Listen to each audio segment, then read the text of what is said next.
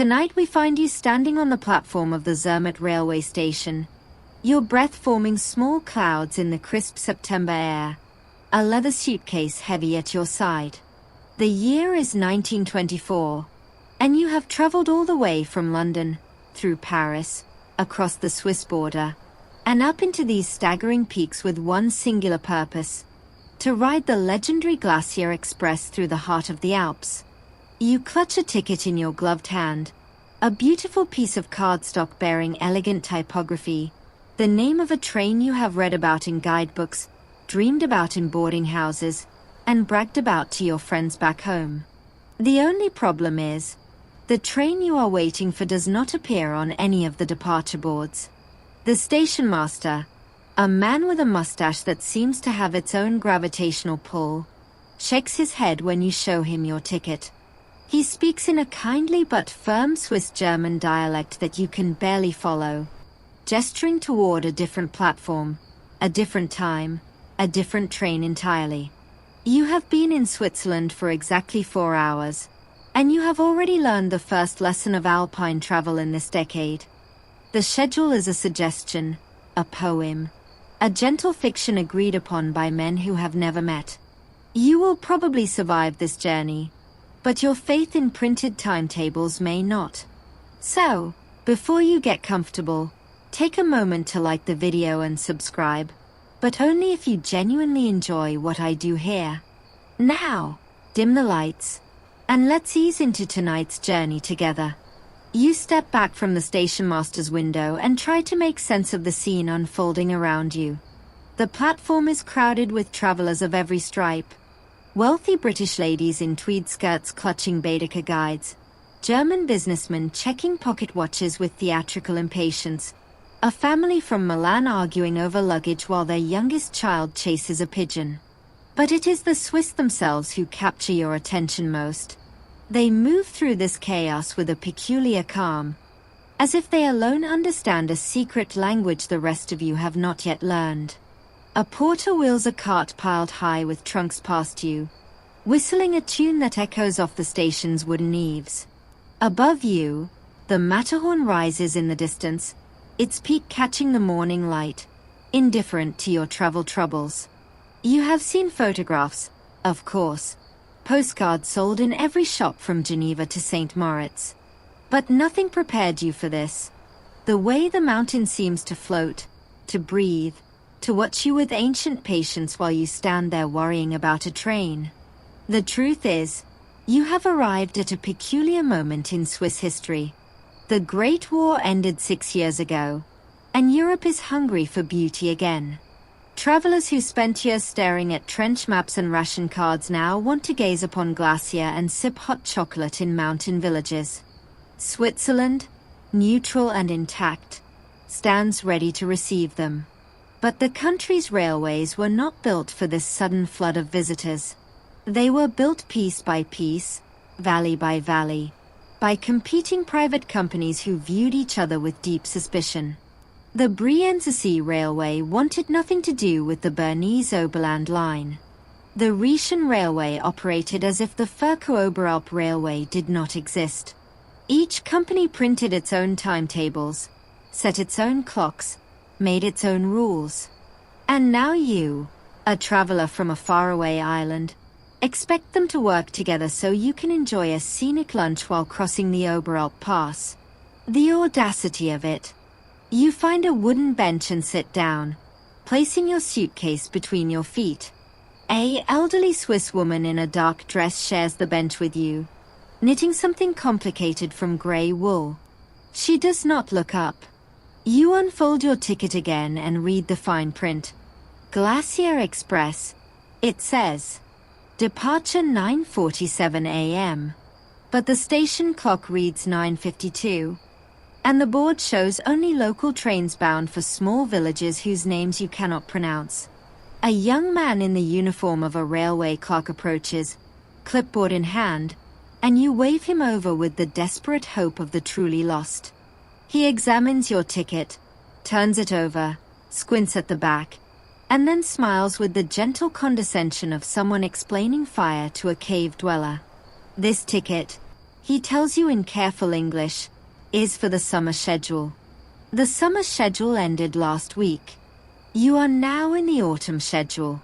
The Glacier Express still runs, but at a different time, from a different platform. And it makes an unscheduled stop in Brig where you must change trains because the connection is no longer guaranteed. He says this as if it makes perfect sense, as if the entire universe operates on such principles, and you should simply be grateful that trains exist at all. You thank him, because what else can you do? And he walks away to rescue some other bewildered soul. The woman beside you continues knitting, her needles clicking in a rhythm that seems to mock your Western obsession with punctuality. You wonder how long she has been sitting here, how many confused tourists she has watched come and go, how many schedules she has outlived. The station itself feels permanent in a way that the trains do not.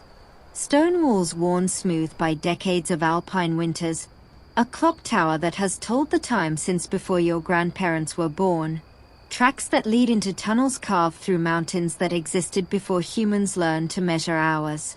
You begin to understand that you are the temporary thing here, the fleeting variable in an equation that has been running for millennia. You check your watch again, a nervous habit you developed in London where missing a train by 30 seconds meant waiting another 15 minutes. Here, you suspect, missing a train by 30 seconds might mean waiting until tomorrow, or the next day, or simply accepting that you were never meant to reach your destination in the first place. A whistle blows somewhere down the track, shrill and urgent, and the crowd stirs with anticipation. But the train that emerges from the tunnel is not yours. It is a local service, a humble collection of wooden carriages pulled by a workhorse locomotive that looks like it has been climbing these mountains since before you were born. Passengers disembark, passengers board, porters load luggage, and within minutes the train departs again, swallowed by the landscape as if it never existed. And yet, something curious happens as you watch it go.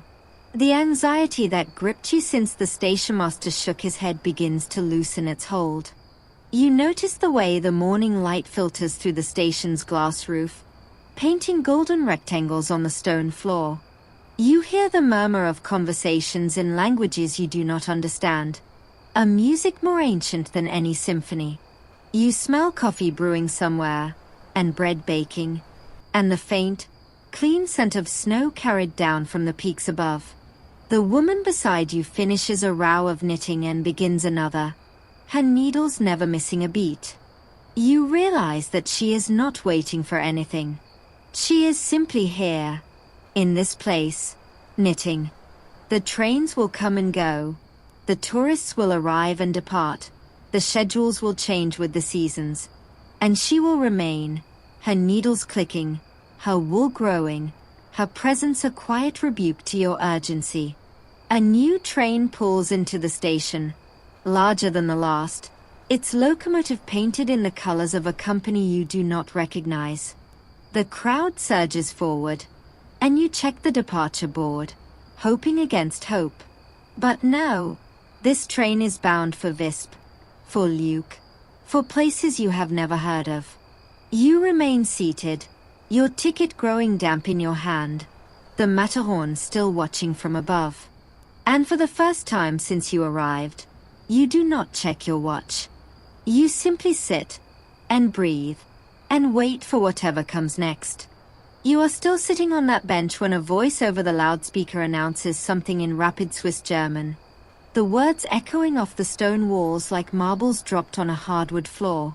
You catch only one word, Brig, and you recognize it as the place the young clerk mentioned, the unscheduled stop where you must change trains. You stand, suddenly alert, and watch as a new locomotive eases into the station. This one pulling carriages that look slightly more elegant than the local workhorses you have seen so far. The locomotive is sleek, black, with brass fittings that catch the light, and on its side you read the words Verkehrsoberalpbahn. This, you realize with a flutter of hope, might actually be your train. You grab your suitcase and join the throng of passengers pressing toward the carriage doors. There is no queue, no orderly line such as you might find in London. This is Swiss boarding, which is to say it looks chaotic to the untrained eye but somehow resolves itself into order by forces you cannot perceive. You squeeze through the narrow doorway, find a compartment with an empty window seat, and hoist your suitcase onto the rack above. The compartment is paneled in dark wood. The seats upholstered in green velvet that has seen better decades but remains comfortable enough. A small brass ashtray folds out from the armrest, and a network of luggage straps hangs above, ready to secure the belongings of travelers who trust neither gravity nor the mountain's sway. The train lurches, gently at first, then with more determination, and you are moving. You press your face to the window as Zermatt slides away, the station shrinking behind you, the Matterhorn performing its slow rotation as the track curves into the valley. You have done it. You are on a train, in the Swiss Alps, headed toward adventures you have only read about in books. The woman who boarded after you, a severe-looking Swiss matron in a hat adorned with artificial flowers, opens a newspaper and begins reading with the intensity of a scholar decoding ancient texts. You consider asking her about the schedule, about the connection in Brig, about anything at all, but her posture discourages conversation. You settle for watching the landscape instead. And what a landscape it is!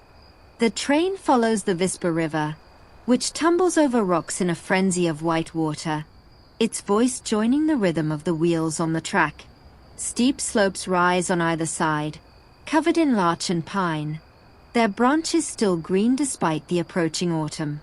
Here and there you spot a chalet, its wooden balconies overflowing with geraniums, a wisp of smoke rising from its stone chimney. You pass through small villages whose names you cannot catch, Stalden, perhaps, or St. Niklaus, each with its own church spire, its own cluster of houses, its own tiny station where perhaps one person boards or disembarks before the train continues its climb. You are experiencing something that was almost unimaginable just a few decades earlier. The idea of building railways through this terrain struck many engineers as pure madness when it was first proposed in the late 19th century. The mountains were too steep, the valleys too narrow, the winters too brutal. But the Swiss, you are beginning to learn, are not a people easily deterred by geography. They looked at the Alps and saw not obstacles but opportunities. Opportunities to connect isolated valleys, to bring tourists to breathtaking vistas, to prove that human ingenuity could rival nature's grandeur. The railway you ride today is the result of that ambition, carved from rock and steel by men who worked with picks and dynamite, who hung from ropes to drill blast holes, who lived in construction camps through winters that would kill lesser souls. You lean back in your seat and let the motion of the train soothe you. The compartment smells of coal smoke and polished wood and the faint perfume of the woman across from you, something floral and old-fashioned.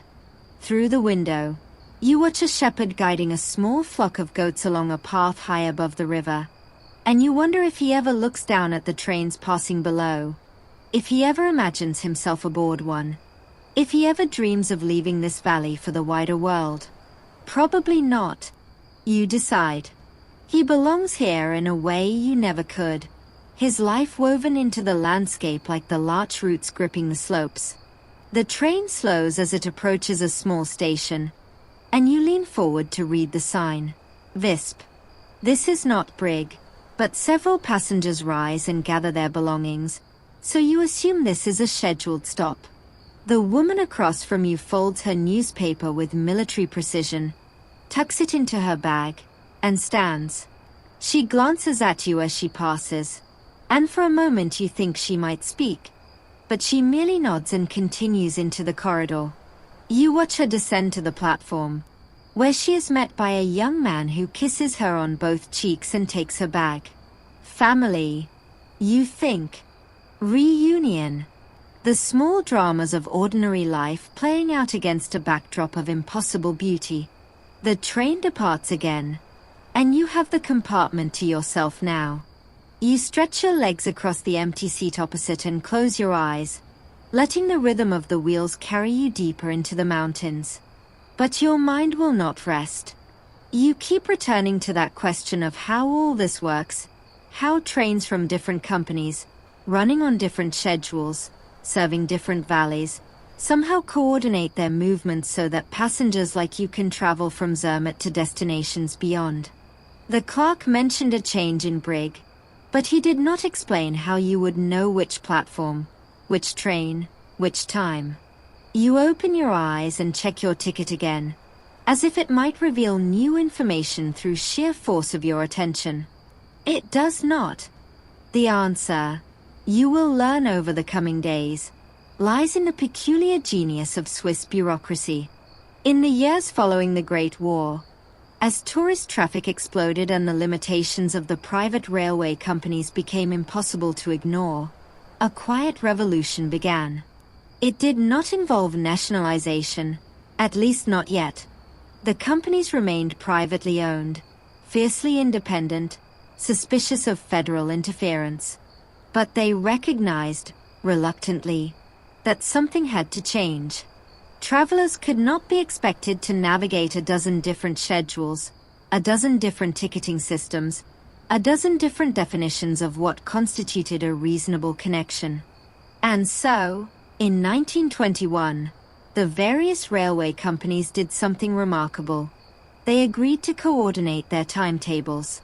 Historians still argue whether this agreement represented genuine cooperation or merely a reluctant acknowledgement that the alternative, government intervention, was worse. The companies continued to compete for passengers, continued to promote their own routes and attractions, continued to view each other with the wariness of old rivals. But they also began talking to each other, sharing information, adjusting schedules so that connections might actually connect. It was not a merger, not a unification, not anything so dramatic. It was, in the best Swiss tradition, a compromise, a messy, imperfect, thoroughly bureaucratic compromise that somehow, against all odds, worked well enough. You open your eyes as the train emerges from a short tunnel into a broader valley. The river beside you has widened, its pace slowing as the gradient eases. Ahead, you see the outlines of a town, roofs and spires and bridges, and you know this must be Brigadier. You gather your suitcase, straighten your clothing, and prepare to test the limits of this new coordinated system. The train slows, brakes hissing, and you step into the corridor, joining other passengers who have emerged from their compartments. The train stops, the doors open, and you descend onto the platform of a station that will either deliver you to your destination or swallow you into the mild bureaucratic confusion that defines alpine travel in this decade. You step off the train in brig and immediately understand why the clerk's smile held that particular quality of gentle condescension. The station is a study in organized chaos. Passengers rushing in every direction, porters wrestling with mountains of luggage, railway officials consulting pocket watches and clipboards with expressions of profound concentration. But what strikes you most is the signage.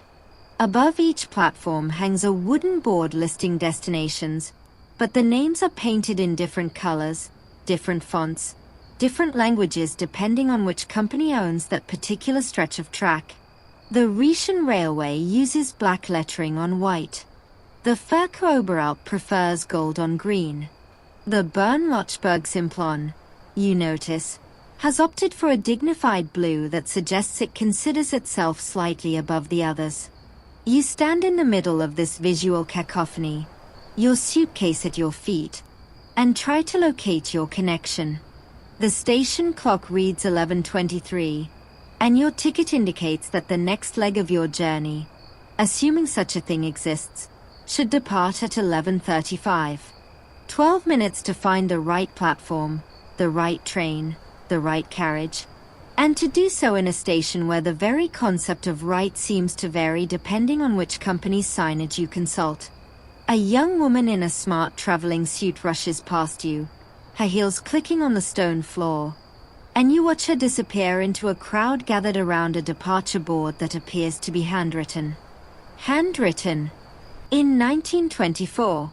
You begin to understand why the Swiss have a reputation for precision that borders on the obsessive.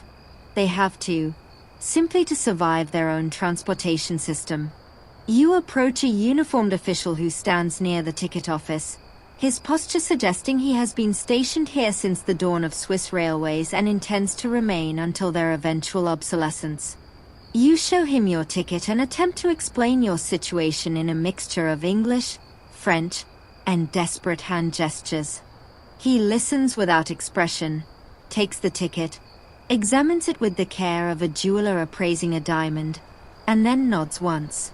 He points toward platform 3, then holds up 3 fingers to ensure you understand, then points at the clock and mimes a train moving forward. You thank him profusely, grab your suitcase, and hurry toward platform 3, weaving through the crowd with the determination of a salmon swimming upstream. Platform 3, you discover, is served by the Rhaetian Railway, which means its signage is black on white and its benches are painted a cheerful red. A train sits waiting, its locomotive emitting gentle puffs of steam, its carriages looking slightly more modern than the one that brought you from Zermatt. You show your ticket to a conductor standing beside an open door, and he waves you aboard with the casual indifference of a man who has seen 10,000 tourists pass through his carriage and expects to see 10,000 more before he retires.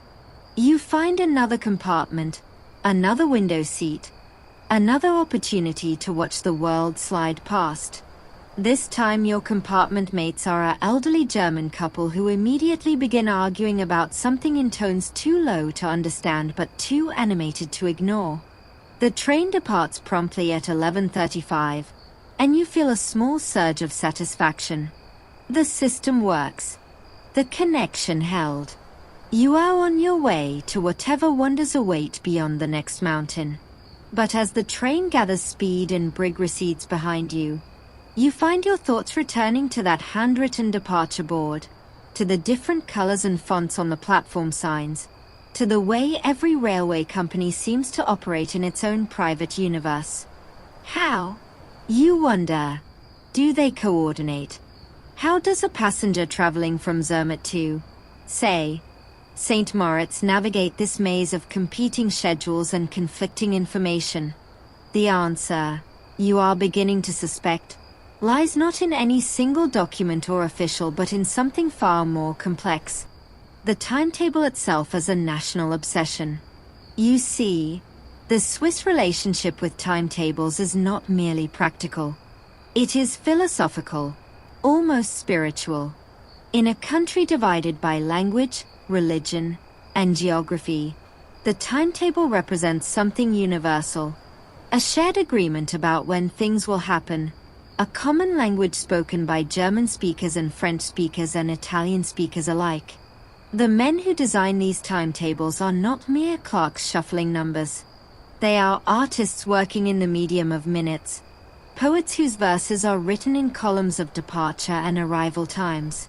They spend their days contemplating questions that would drive ordinary mortals to madness. How long does it take a locomotive to climb the Oberalp Pass in winter? How many minutes should be allowed for passengers to change trains in Chur?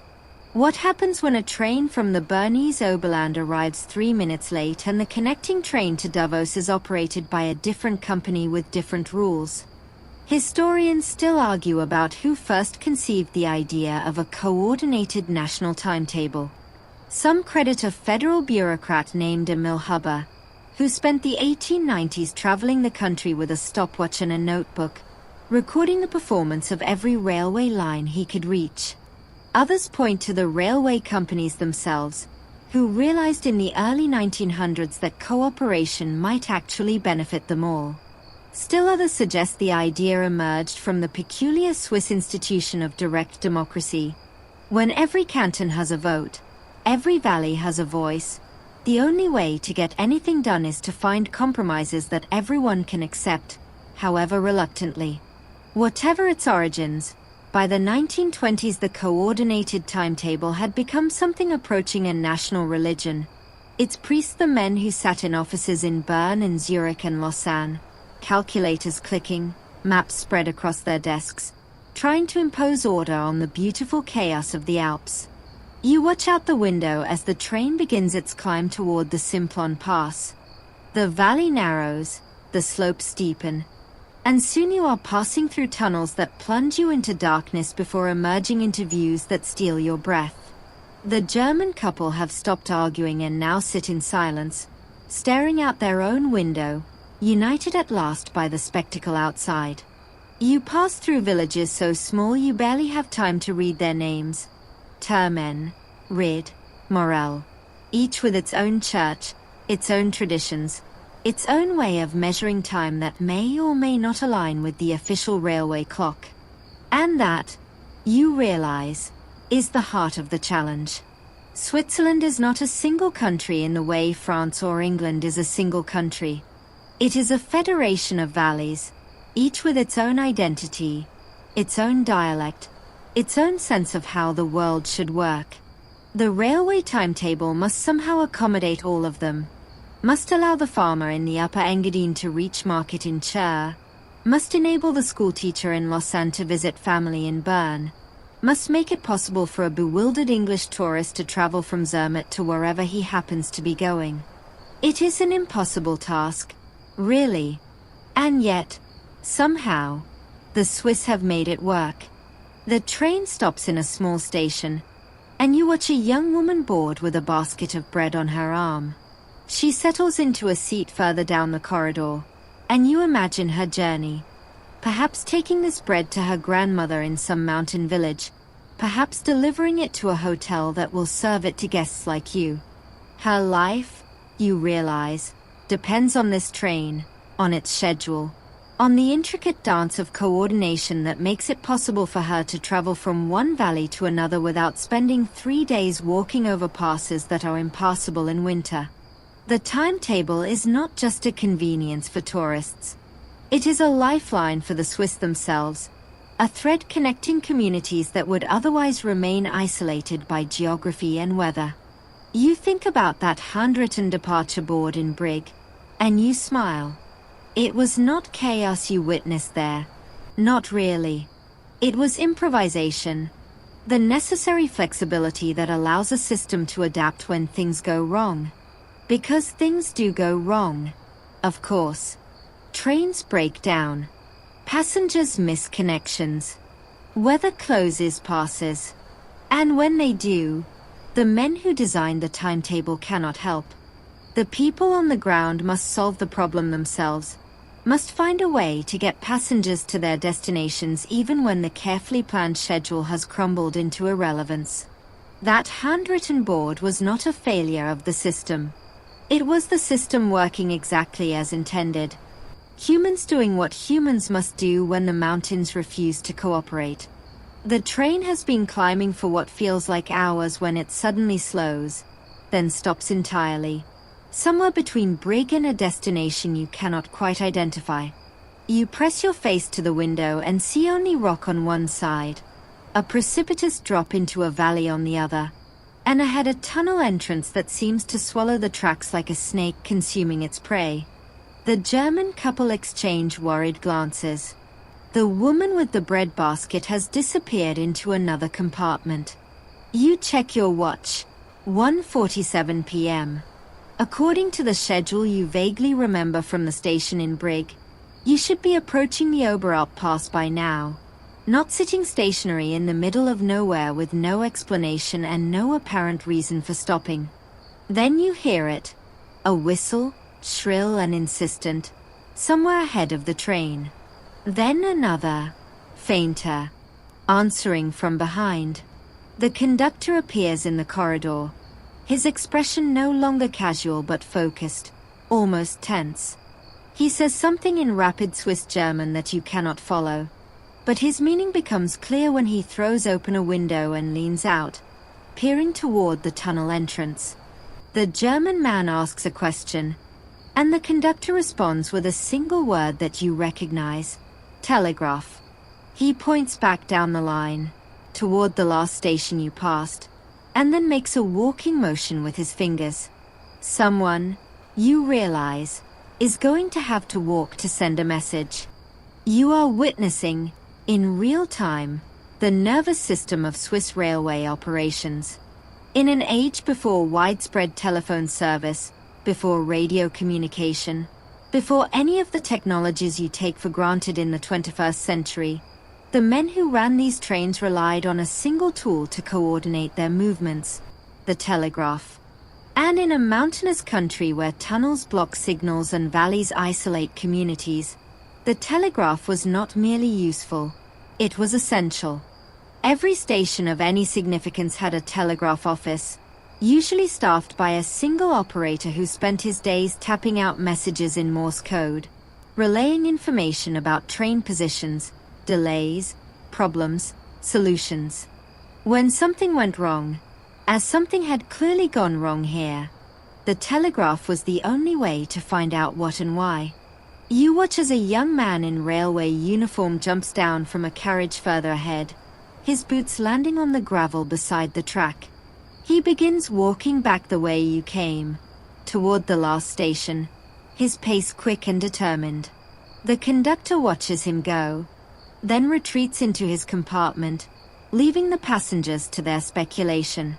The German couple resumes their argument, this time with renewed energy, as if the delay has given them fresh material. You lean back in your seat and try to imagine what might have happened.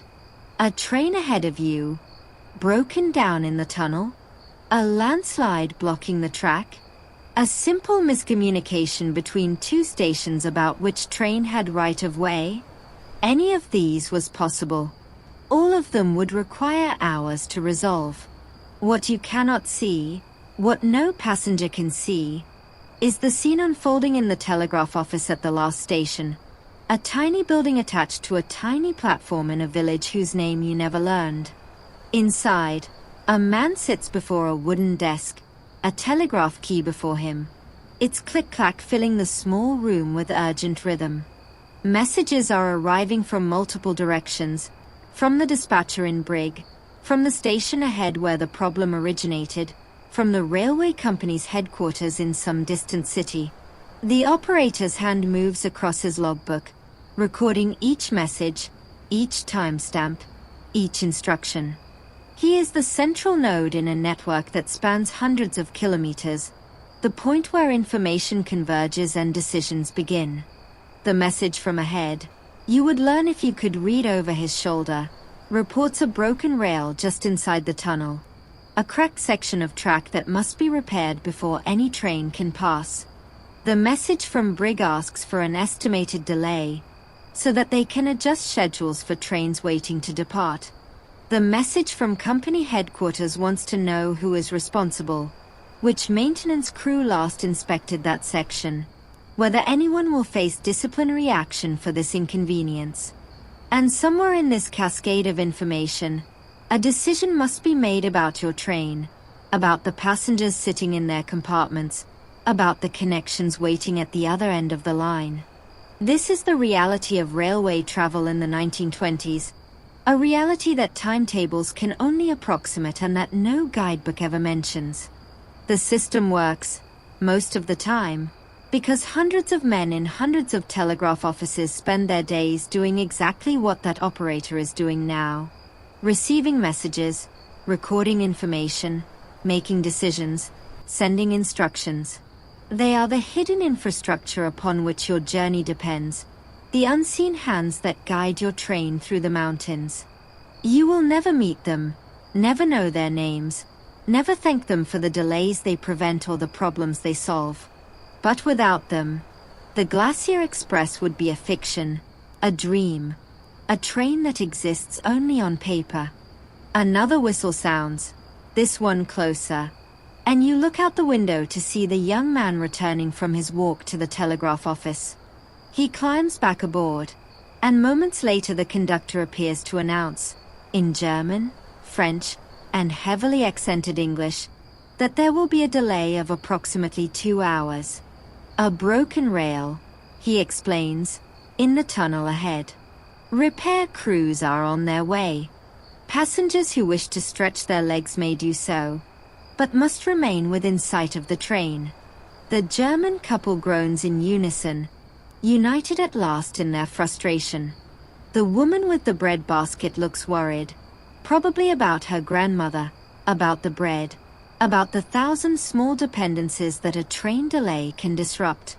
You, however, find yourself strangely unconcerned. You step down from the train onto the gravel beside the track, breathing air so clean it almost hurts. Above you, the mountains rise in their ancient patience, indifferent to your schedule, your plans, your expectations. A hawk circles somewhere high above, riding thermal currents that have existed since long before humans invented railways. You walk a short distance along the track, careful to stay within sight, and you notice something you missed from the window. A small waterfall cascading down the rock face on the opposite side of the valley, its water catching the light like scattered diamonds. You stand and watch it for a long time, listening to its sound mingling with the hiss of the locomotive's resting steam. Historians still argue whether the Swiss railway system's reliance on telegraph communication made it more efficient or more vulnerable. On one hand, the telegraph allowed for real-time coordination that would have been impossible otherwise, enabling dispatchers to reroute trains, adjust schedules, and inform stations of delays before passengers arrived. On the other hand, the system depended entirely on the men who operated the keys, men who worked long shifts in isolated stations, who might miss a message if they stepped away for a moment, who might misinterpret a signal and send a train in the wrong direction. The telegraph was a miracle of 19th century technology, but it was also deeply human, fallible, fragile, subject to the same limitations as the people who used it. You walk back toward the train as the repair crew arrives. Four men in work clothes carrying tools, their faces weathered by years of outdoor labor.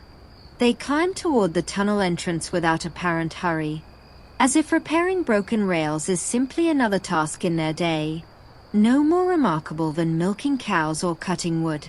You watch them disappear into the darkness, and you wonder how long they will take, whether they will succeed, whether your journey will continue today or stretch into tomorrow. And you realize, standing there beside the track, that it does not matter. Not really. The mountains will still be here tomorrow, and the next day, and the next. The train will eventually move again. You will eventually reach your destination. And the small drama of this delay will become nothing more than a story you tell when you return home. A tale of the time you sat for 2 hours in the Swiss Alps while men with tools repaired a broken rail. The repair crew emerges from the tunnel 2 hours later, their faces streaked with sweat and soot, their tools slung over shoulders accustomed to such burdens. The foreman nods to the conductor, who nods back, and within minutes the train whistle sounds, not the urgent blast of emergency but the melodic toot of departure. You climb back aboard, settle into your seat, and watch as the tunnel mouth slowly swallows the train. Darkness envelops you, broken only by the occasional passing light embedded in the tunnel walls, and you feel the train picking up speed, making up for lost time, or trying to. The German couple has fallen asleep, their heads lolling against each other in a truce born of exhaustion. You are alone with your thoughts and the rhythmic clatter of wheels on track. When the train emerges into daylight again, the landscape has transformed. You have crossed the watershed, passed from the valley of the Rhone into the valley of the Rhine, and the mountains around you were a different character, more rugged, more severe, as if nature herself decided to emphasize the boundary between regions. The train follows a narrow gorge, the river far below appearing as a white thread through the trees, and you catch glimpses of peaks that seem to scrape the sky. This, you realize, is what you came for. Not the trains, not the schedules, not the mild bureaucratic confusion, but this, the raw, indifferent beauty of the Alps. A beauty that exists whether you are on time or late, whether your connections hold or fail, whether you ever reach your destination at all. But the bureaucracy is never far away. As the train descends toward the town of Decentis, you notice something curious. The railway signs have changed. The black on white of the Rhetian Railway has given way to the gold on green of the Furka-Oberalp, and you realize you have crossed not just a geographical boundary but an administrative one. The train you ride belongs to one company. The tracks it travels belong to another. The stations it passes through are owned by yet a third. And somewhere, in an office you will never see, men spend their days negotiating the terms of this arrangement. How much one company pays another for the use of its tracks, who is responsible for maintenance, what happens when a train from one line runs late on another's territory. You are approaching the heart of Swiss railway coordination, and its name is Bern. Not the city itself, exactly, but the federal bureaucracy that operates from within its medieval walls. In an office overlooking the Aire River, a man sits at a desk piled high with ledgers, timetables, maps, and correspondence from a dozen railway companies. His name is probably something like Herr Müller or Herr Schmidt, and his job is impossible: to create order from the competing interests of private companies, cantonal governments, and international connections.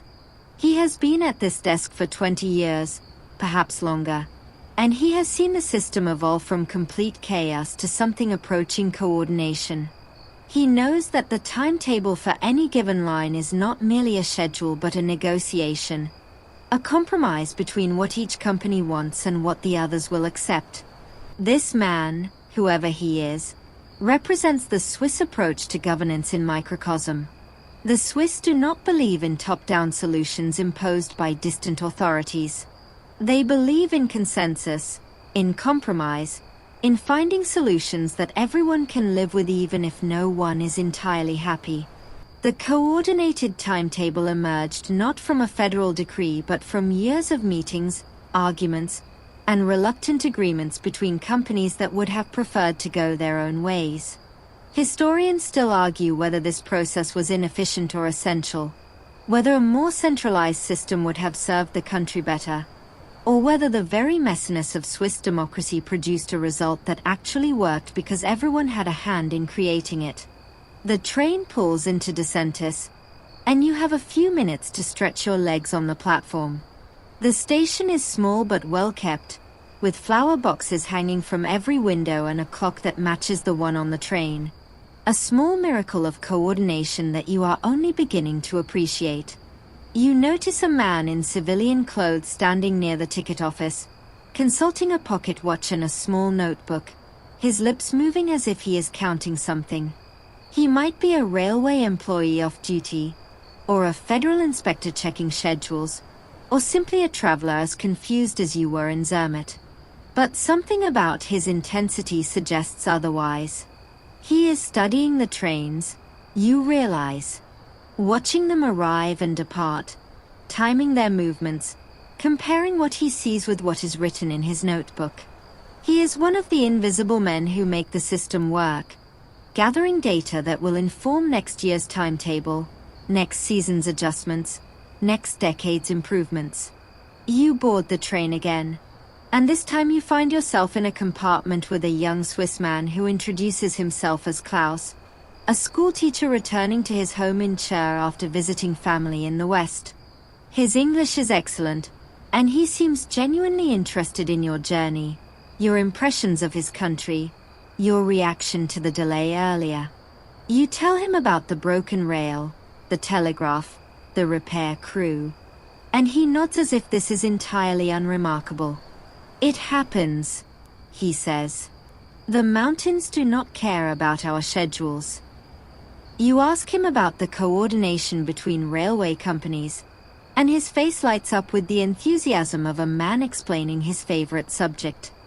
You must understand, he says. Switzerland is not like other countries. We have 4 languages, 26 cantons, and 1,000 years of history telling us that no one should tell anyone else what to do. The railways reflect this. Each company was built by its region, for its region. The people of Graubünden built the Rhetian Railway because they wanted to connect their valleys. The people of Valar built the Furka-Oberalp for the same reason. They did not ask permission from Bern. They simply did it. And now, he smiles, Bern must find a way to make them all work together. It is not easy, but nothing in Switzerland ever is. You ask him about the federal office in Bern, the man with the ledgers, the impossible task of coordination. Klaus laughs. My cousin works in that office, he says. He spends his days reading letters from railway companies complaining about each other. The Rhetian says the Furka-Oberalp is always late. The Furka-Oberalp says the Rhetian charges too much for track access. The Bern-Lochberg-Simplon says both of them are amateurs. And my cousin sits at his desk, drinking coffee, and writes polite letters suggesting they try to get along. He pauses, then adds, last year, they gave him a medal. For 20 years of service. 20 years of listening to railway companies complain about each other. The medal was very nice, I think. He keeps it in a drawer. You laugh, and Klaus laughs with you. And for a moment the train feels less like a machine and more like a community. A community of people who have learned to live with imperfection, to accept that the system will sometimes fail, to find humor in the gap between what should happen and what actually does. The train passes through more tunnels, more valleys, more villages, and Klaus points out landmarks. A castle here, a waterfall there, a mountain that his grandfather climbed as a young man. You listen and watch and let the landscape wash over you. And you realize that you have stopped checking your watch. The schedule no longer matters. What matters is this: the motion of the train, the company of a stranger, the mountains sliding past your window like a dream you do not want to end. Klaus departs at the next station, a small town called Alans where he has friends waiting on the platform, and you watch him walk away with a wave and a smile. The compartment feels emptier without him, but you console yourself with the view, which has somehow become even more spectacular. The train follows the Vorderrhein River now, the valley widening slightly as you descend toward Chur, and the mountains on either side seem to step back, granting you a broader perspective on their grandeur. You pass through vineyards clinging to steep slopes, their terraces carved by generations of vintners who refused to let geography defeat them. You see castles perched on rocky outcroppings, their towers crumbling but their presence still commanding. And you see, for the first time, something you did not expect: a road. It runs parallel to the railway, sometimes close enough that you can see the faces of passengers in the postal motor coaches that navigate its curves. These are not the automobiles you remember from before the war, boxy and unreliable. These are sleek, modern vehicles, painted the distinctive yellow of the Swiss Postal Service, and they carry passengers and mail to destinations the trains cannot reach. You watch one as it passes, its occupants pressed against the windows, staring at your train with the same curiosity you feel staring back at them. And you realize that you are witnessing the future, or at least one version of it. The railways may have opened the Alps, but the roads are about to transform them. You have entered the world of the postal motor coach, a service that fills the gaps in the railway network with a flexibility no train can match. While the railways argue about schedules and track access and who has right of way, the postal coaches simply drive, over passes that have no tracks, through villages that have no stations, to destinations that exist only on the most detailed maps. They are not subject to the same coordination challenges as the trains. They do not need to negotiate with other companies for track access. They do not need to worry about broken rails or signal failures. They need only a road, a driver, and a schedule that exists more as a suggestion than a commandment. The rivalry between rail and road in 1920 Switzerland is a subject that animates many a conversation in the country's cafes and government offices. The railway companies, having invested fortunes in their infrastructure, view the postal motor coaches with the suspicion of aristocrats watching commoners gatecrash their party. The Postal Service, for its part, points out that it is simply doing what the railways cannot, serving the remote valleys and mountain communities that would otherwise remain isolated. And the federal government, caught in the middle, tries to maintain a balance that satisfies no one completely. Historians still argue whether this competition ultimately helped or harmed Swiss transportation, whether the pressure from road travel forced the railways to improve, or whether it merely distracted them from the real work of coordination. Your train stops in Chur, and you have a decision to make. According to your original plan, you would continue east toward St. Moritz, following the classic Glacier Express route through the Engadine. But as you sit in the station, watching passengers transfer between trains and postal coaches, you notice a yellow vehicle parked near the platform, its engine running, its driver checking a list of names. The sign above its windshield reads Lenzerheide, Tiefenkastel, Julia Pass. You have never heard of these places, but the name Julia Pass catches your attention. A pass, a road over the mountains, a journey the trains cannot offer. Before you fully understand what you are doing, you have grabbed your suitcase, stepped off the train, and approached the postal coach driver with a question he must have answered 1,000 times. Yes, he says in German, then in French, then in English. There is room. Get in. You climb aboard and find a seat near the window, your suitcase wedged between your feet. The other passengers are a mix of Swiss locals and foreign tourists, their faces reflecting the same mix of anticipation and uncertainty you feel. The driver checks his list one last time, nods to himself, and settles behind the wheel. The engine revs, the gears engage, and you pull away from the station, leaving behind the world of rails and schedules for something far less predictable. The road climbs immediately, leaving Chur behind as it winds through forests and meadows toward the first pass. You glance back and see the train station shrinking below, the tracks curving away toward destinations you will not visit today. You do not regret your choice. The postal coach is smaller than the train, more intimate, and you feel every curve of the road in your body.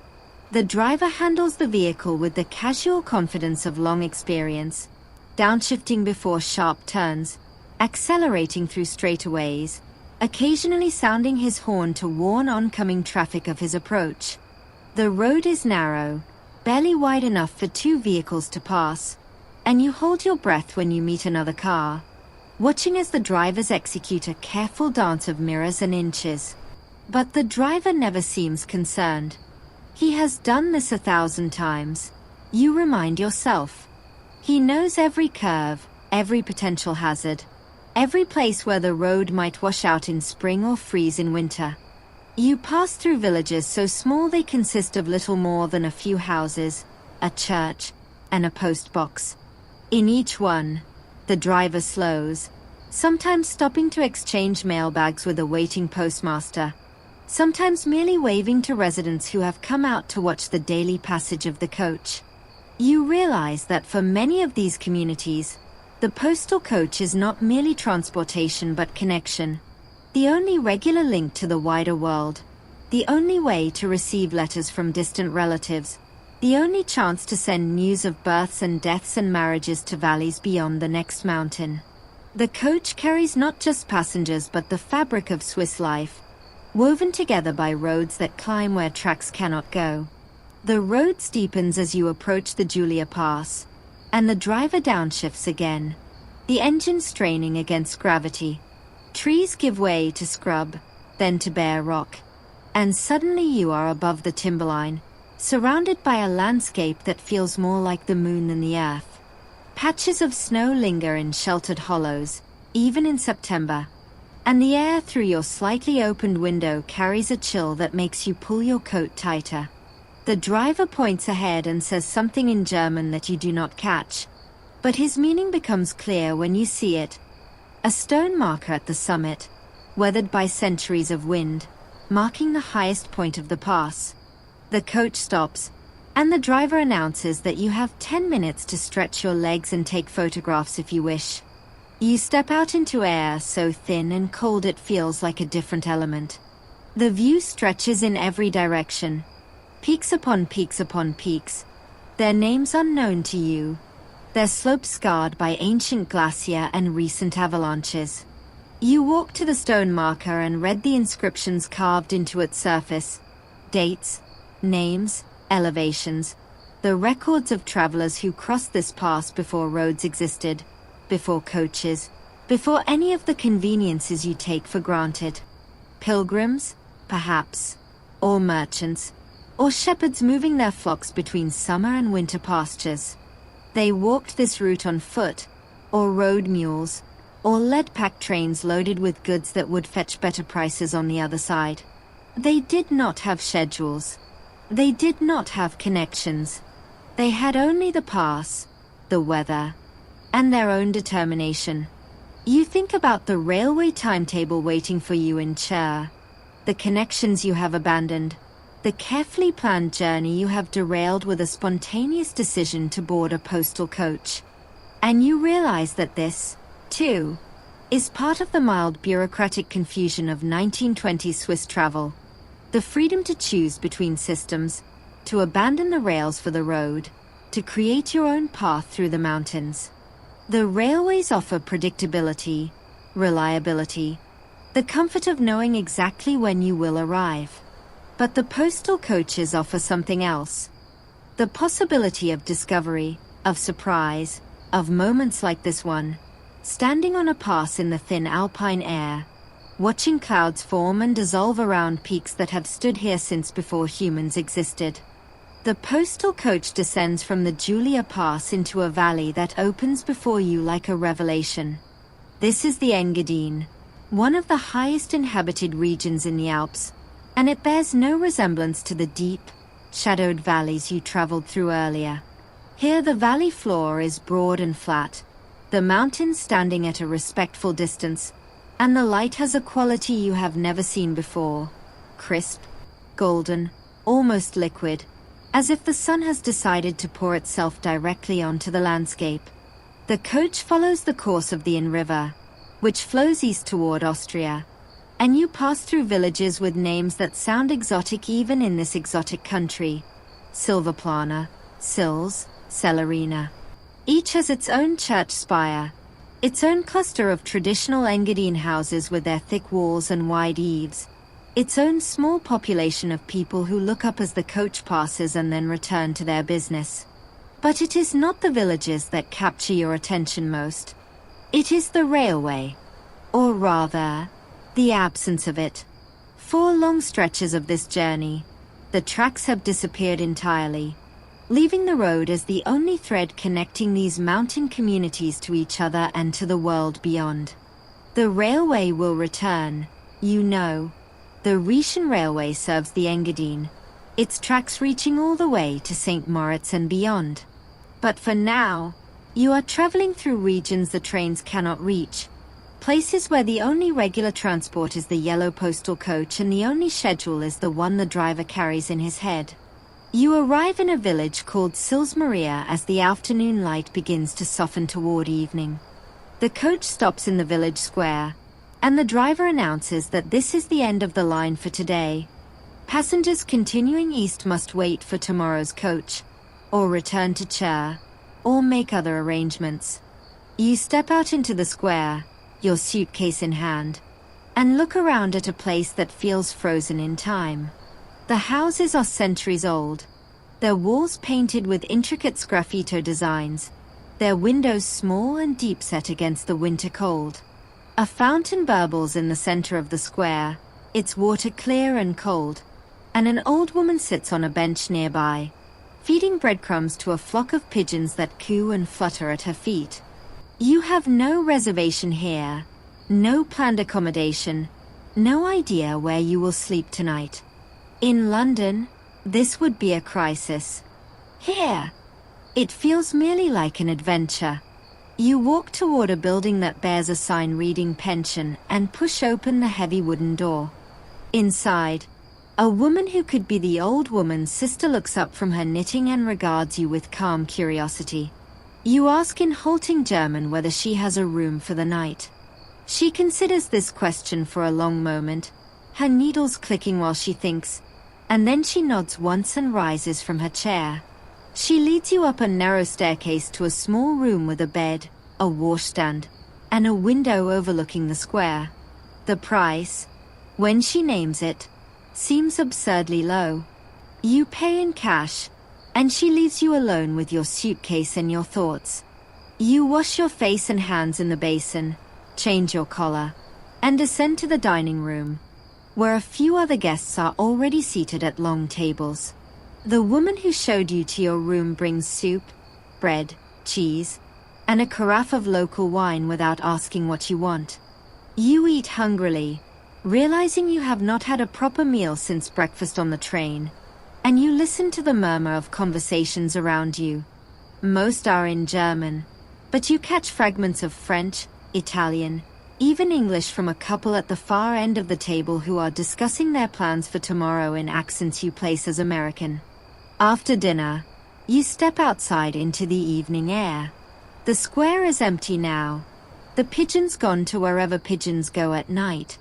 The fountain still burbling in the growing darkness. Above you, the stars are appearing one by one, and you realize with a start that you have never seen stars like these. So many, so bright, so close they seem almost within reach. The thin mountain air, free of any city's haze, reveals the universe in all its overwhelming glory. You stand there for a long time, your breath forming small clouds, watching the sky rotate slowly around the peaks that frame the valley. In the morning, you return to the square to find the yellow postal coach already waiting, its driver loading mailbags into a compartment at the rear. You climb aboard and take your seat, and within minutes you are moving again, descending gently toward the village of St. Moritz. But before you reach that famous resort, the coach makes an unscheduled stop at a small station beside the road. A station that, you realize with surprise, is actually a railway station. A sign reads Same-Dan, and you watch as passengers transfer from coach to train, from train to coach, their movements choreographed by some invisible hand. The driver checks his watch, consults a small notebook, and nods with satisfaction. The connection, whatever it was, has been made. This is the point where road and rail meet, where the two systems that have carried you through the mountains finally converge. The railway continues east toward destinations the coaches cannot reach. Zernez, Squall, the Austrian border. The coaches continue west toward passes the trains never attempt. And at places like Same-Dan, the two systems exchange their passengers and mail, each relying on the other to complete the network that neither could provide alone. You watch this exchange with new appreciation, understanding now that the competition between rail and road is not really competition at all. It is cooperation, however reluctant, however imperfect.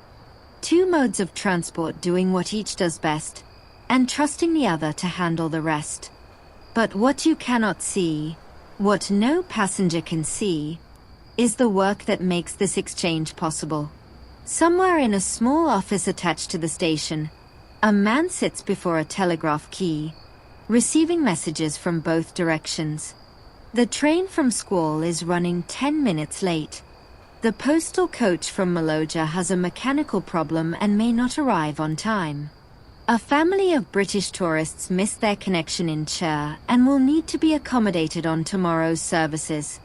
The man records each message, calculates the implications, and sends instructions to the drivers and conductors waiting outside. He is the hidden coordinator, the unseen hand, the reason why the woman with the bread basket will reach her grandmother and the American couple will make their connection, and you will continue your journey without ever knowing how close you came to being stranded. You board the train at Same-Dan, leaving the postal coach behind. and settle into a compartment that feels familiar now. The wood paneling, the velvet seats, the window framing the moving landscape. The train pulls away from the station, and you watch as the yellow coach grows smaller in the distance, then disappears around a bend. You are back on the rails, back in the world of schedules and timetables, back in the mild bureaucratic confusion that defines Swiss travel in this decade. But something has changed. You no longer see the confusion as a problem to be solved. You see it as a system, complex, imperfect, deeply human, that somehow, against all odds, carries you where you need to go. The train from Samedan carries you east through the Upper Engadine, past frozen lakes and forests of larch that are just beginning to turn gold with the approach of autumn. You pass through villages that seem too perfect to be real. Zernes with its castle, Garda with its painted houses, Ades with its church spire pointing toward heaven like a prayer in stone. At each station, a few passengers board, a few depart, and the train continues its unhurried progress toward the end of the line. You have stopped checking your watch, stopped worrying about connections, stopped caring about schedules. You have surrendered to the rhythm of the journey, and it has surrendered to you. But as the morning stretches toward noon, another kind of schedule begins to assert itself, the schedule of hunger. You have not eaten since the simple breakfast at your pension in Silsmaria, and your stomach reminds you of this fact with increasing urgency. You remember hearing something about a dining car on this train, and you rise from your seat to investigate. The corridor stretches before you, empty except for a conductor who passes with a nod, and you make your way toward the front of the train, peering through the windows of each compartment as you go. In one, a family plays cards. In another, a solitary traveler reads a newspaper. In a third, two elderly women converse in whispered Italian, their heads bent close together. And then you find it, the dining car. You push open the door and step into a space that feels transported from another world entirely. The walls are paneled in polished mahogany, the tables draped in white linen, the windows framed by heavy velvet curtains held back with tasseled ropes. A waiter in a crisp white jacket moves between tables, carrying a tray loaded with plates that steam in the cool air. You find an empty table near the window and sit, and within moments the waiter appears at your elbow with a menu printed on heavy cardstock. You study the menu with the attention of a scholar decoding an ancient text. The offerings are ambitious for a train kitchen: veal in cream sauce, trout from the mountain streams, a cheese selection that includes varieties you have never heard of. But as you read, something begins to feel wrong. The dates at the top of the menu, you notice, are from the previous week. The prices seem too low for the dishes described. And when you ask the waiter about the trout, he hesitates for just a moment before explaining that the trout is not available today. Neither, it turns out, is the veal, or the cheese selection, or the soup that appeared on the menu as a starter. The waiter apologizes with the practiced grace of a man who has had this conversation many times before. The kitchen, he explains, was stocked according to last week's schedule. This week's train is different. This week's passengers are different. This week's supplies have not yet arrived. You order bread and cheese and a glass of wine, and the waiter brings them with a flourish that seems designed to compensate for their modesty. You eat slowly, watching the landscape slide past your window, and you think about the logistical nightmare that must lie behind this small disappointment. The dining car does not exist in isolation. It is supplied from somewhere, probably a kitchen in Chur or St. Moritz, and that kitchen depends on deliveries that arrive by train or postal coach. If those deliveries are delayed, if the schedule changes, if someone somewhere makes a mistake, the dining car suffers the consequences. Your bread and cheese are not merely bread and cheese. They are the end product of a supply chain that stretches across the Alps, dependent on the same fragile coordination that governs everything else in this country. You are not alone in your culinary disappointment. At the table across from you, a well-dressed British couple is engaged in animated discussion with the waiter, their voices rising in that particular way the British have when they feel the universe has failed to meet their expectations. The gentleman waves the menu as if it were evidence in a trial, pointing at items that are not available, demanding explanations that the waiter cannot provide. The lady stares out the window with the expression of someone who has been personally insulted by the Swiss Alps. You catch the waiter's eye and offer a sympathetic smile, which he returns with the gratitude of a man who has just realized he is not alone in his suffering. Historians still argue about the role of dining cars in the development of Swiss tourism. Some maintain that the quality of onboard meals was essential to attracting the wealthy travelers who formed the backbone of the industry. Others suggest that most tourists cared more about the views than the food, and that the dining cars were maintained largely for the prestige they conferred. Whatever the truth, there is no denying that the dining car represented an extraordinary logistical challenge. Kitchens had to be stocked with fresh ingredients that would survive the journey. Menus had to be printed in multiple languages. Staff had to be trained to serve meals in a moving vehicle on tracks that included steep grades and sharp curves. And all of this had to be coordinated with the schedules of trains that might run late, connections that might be missed, passengers who might arrive hungry at any hour of the day or night. Your bread and cheese disappear, and you order coffee, which arrives hot and strong and entirely satisfactory. The British couple has given up their argument and now sits in offended silence, picking at a plate of cold meats that the waiter produced as a compromise. You feel almost sorry for them. They came to Switzerland expecting the best, and they have encountered something far more complicated. A system that works most of the time but fails in small ways. A kitchen that cannot always deliver what the menu promises. A world where last week's schedule still determines what is available today. You, by contrast, have learned to expect less and appreciate more. Your bread and cheese taste like victory. The dining car begins to empty as passengers finish their meals and return to their compartments. You linger over your coffee, unwilling to leave the comfort of this space, the warmth of the coffee cup in your hands, the view of mountains through the window. The waiter busies himself clearing tables, stacking plates, preparing for the next service. He moves with the efficiency of long practice, and you wonder how many meals he has served on this route. How many disappointed tourists he has placated, how many unexpected crises he has navigated without ever losing his composure. He is part of the system too, you realize. As essential as the telegraph operators and the station masters and the men with ledgers in Bern. Without him, the dining car would be just another compartment. With him, it becomes something more. A small island of civilization in the mountain wilderness. You finish your coffee and rise to leave, pausing at the door to look back.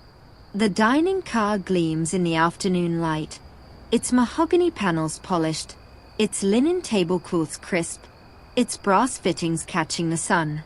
It is a beautiful space, you think. A space designed to make travelers feel special, to remind them that even in the mountains, even on a train, even in the midst of mild bureaucratic confusion, there is still room for grace. You push open the door and step back into the corridor, carrying that thought with you like a talisman against the chaos that surely lies ahead.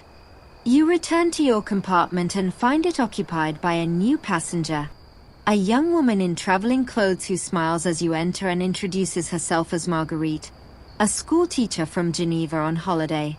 She speaks French with an accent that marks her as Swiss rather than French, and her English, while hesitant, is perfectly adequate for conversation.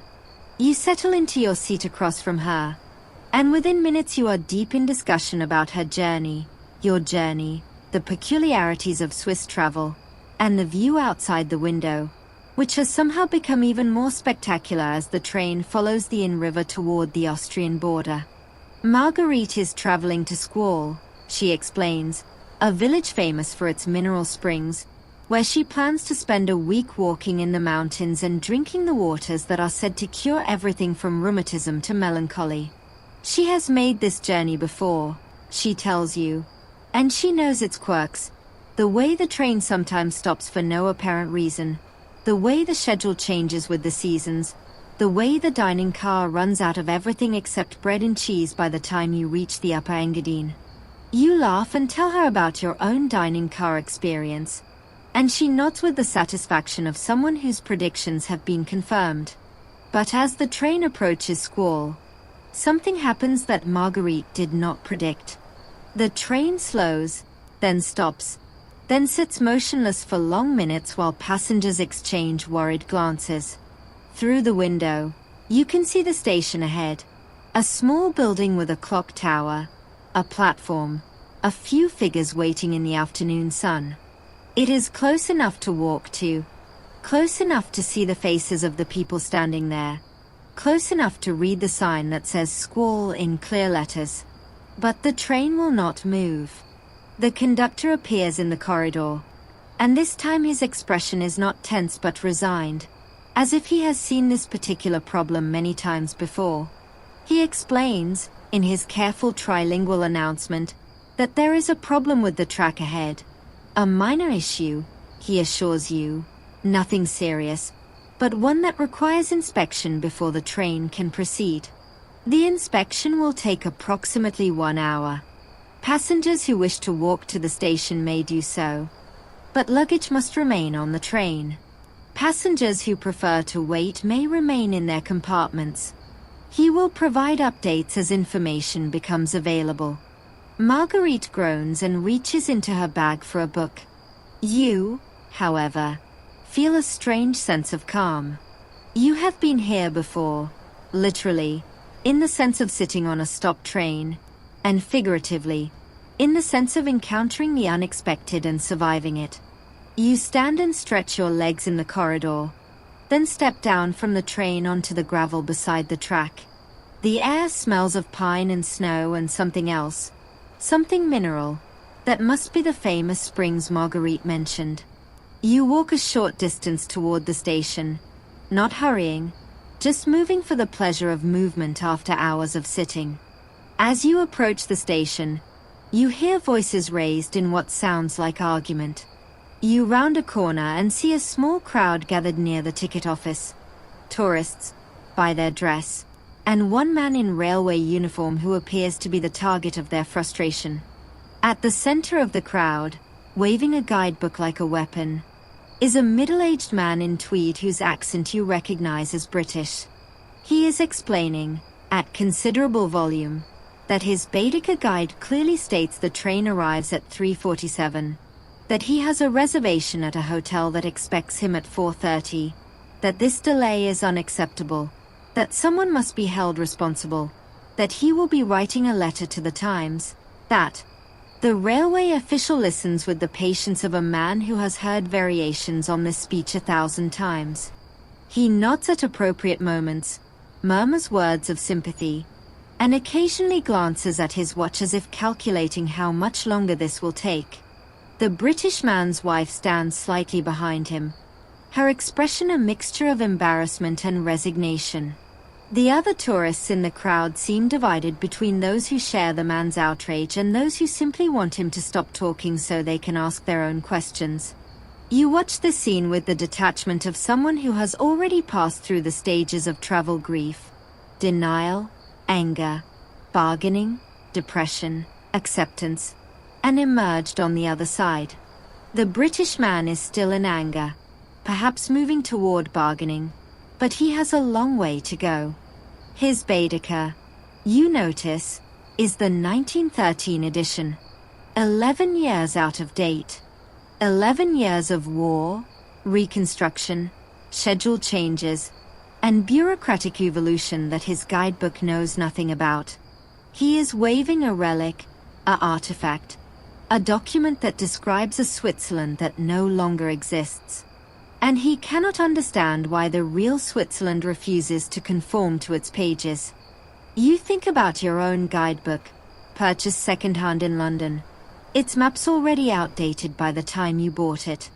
You have not consulted it since Zermatt. Somewhere along the journey, you stopped needing it. Stopped needing to know exactly where you were, exactly when you would arrive, exactly what to expect. The mountains taught you something that no guidebook could.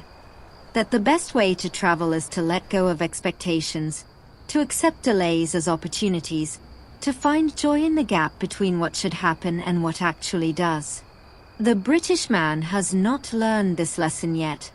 You hope he learns it before his holiday ends. But you are not optimistic. The railway official finally extracts himself from the crowd and retreats into his office, closing the door behind him. The British man stands alone on the platform, his guidebook hanging limp at his side, his wife patting his arm with the weary tenderness of long familiarity. You turn away and walk back toward the train, giving them privacy for whatever comes next. The track inspection, you notice, has concluded. Men in work clothes are packing up their tools, and the conductor is waving passengers back aboard. You climb into your compartment, where Marguerite looks up from her book with raised eyebrows. "Everything is fixed?" she asks. "Apparently so," you say. "The track. Anyway, I'm not sure about that man on the platform." Marguerite glances out the window toward the station, where the British couple still stands, their figures small against the mountain backdrop. "Ah," she says. "The Baedeker tourist. I have seen his kind before. They arrive expecting Switzerland to perform for them like a music box. When it does not, they are offended." She returns to her book with a philosophical shrug. He will learn. Or he will not. Either way, the mountains will still be here tomorrow. The train lurches into motion, and you watch a squall station slides past your window. The British couple remains on the platform, apparently too disheartened to board. You wonder if they will catch a later train, or give up entirely, or stand there forever, waiting for a Switzerland that exists only in the pages of their outdated guidebook. You will never know. The train picks up speed, the valley opens before you, and squall disappears around a bend, taking its angry tourist with it into the realm of memory. The train carries you eastward, past squall and toward the Austrian border, but you will not cross it today. At a small station called Martina, the train stops, and you watch as the conductor makes his way through the carriages, announcing that this is the end of the line, at least for now. The tracks continue into Austria, but the schedules do not coordinate, the companies do not agree, and passengers bound for destinations beyond the border must make their own arrangements. You step onto the platform with Marguerite, who bids you farewell with a warm handshake and a promise to remember this journey always. She walks toward a waiting postal coach that will carry her into the mountains, and you watch her go, feeling the strange melancholy that comes when travel companions depart. You have no clear plan now. The Glacier Express, in theory, runs in both directions. You could simply reverse your journey, retracing your path through the Engadine and back towards Zermatt. But something holds you here, on this platform at the edge of Switzerland, with the mountains of Austria visible in the distance and the afternoon sun beginning its slow descent toward evening. You find a bench and sit, your suitcase beside you, and you watch the station master tend to his small domain.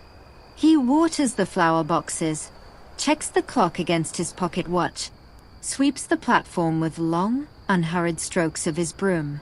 He has done this 1,000 times, you think. He will do it 1,000 more. The trains will come and go, the passengers will arrive and depart, and he will remain, sweeping, checking, watering, tending. A whistle sounds in the distance, and you look up to see a train approaching from the east. An Austrian train, by its appearance, with different colors and different lettering on its carriages. It pulls into the station, and a handful of passengers descend, blinking in the afternoon light like creatures emerging from a cave. They carry luggage with foreign labels, speak languages you do not recognize, and scatter in various directions. Some toward the station building, some toward the village beyond, some simply standing and staring at the mountains as if they cannot believe such places exist. You watch them with the eyes of a veteran now, someone who has learned the rhythms of this place, and you notice something the newcomers do not. The way the station master watches them too, his broom paused mid-stroke, his eyes following each passenger with quiet attention.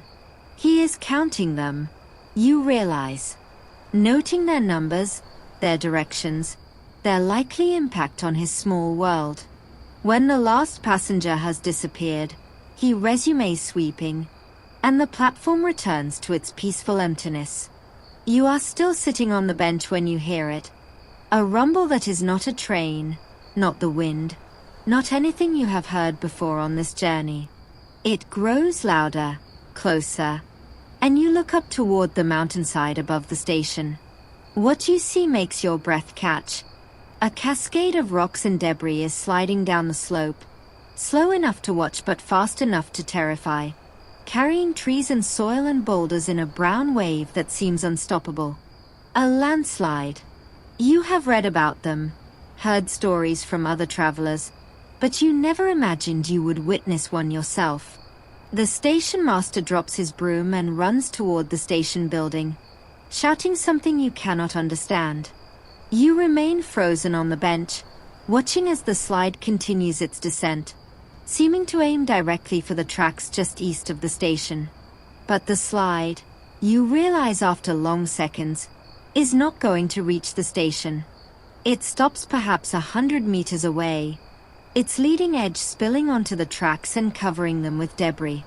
The rumble fades, replaced by an eerie silence, and then by the sound of rocks still settling, trees still creaking, earth still finding its new resting place. The station master emerges from his building, stares at the slide, and then does something that surprises you. He laughs. Not a laugh of amusement, exactly, but a laugh of recognition, of acceptance, of the kind of dark humor that people develop when they live in places where the landscape is always trying to kill them. He walks toward you, his expression now serious, and explains in halting French that the track is blocked. The train you were waiting for, the one that would have taken you back toward the Engadine, cannot pass. The repair crew has been notified, but they are in squall, and it will take them hours to reach this remote location. You are, for all practical purposes, stranded, at least until tomorrow, when the track might be cleared and service might resume. He gestures toward the village, toward a small inn he knows, and suggests you might want to find a room for the night. You thank him, pick up your suitcase, and walk toward Martina. The village is small, a cluster of houses, a church, a school, and indeed an inn with a sign creaking in the breeze. You push open the door and find yourself in a low-ceilinged room where a fire crackles in a stone hearth and the smell of something cooking makes your stomach growl. The innkeeper, a woman with gray hair and kind eyes, looks up from her work and listens to your story with the patience of someone who has heard many such stories over the years. She nods, shows you to a small room under the eaves, and tells you that dinner will be served in 1 hour.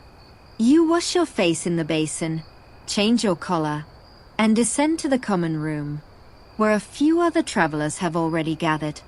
Over dinner, a hearty stew of venison and root vegetables, served with bread and local wine. You fall into conversation with your fellow stranded passengers.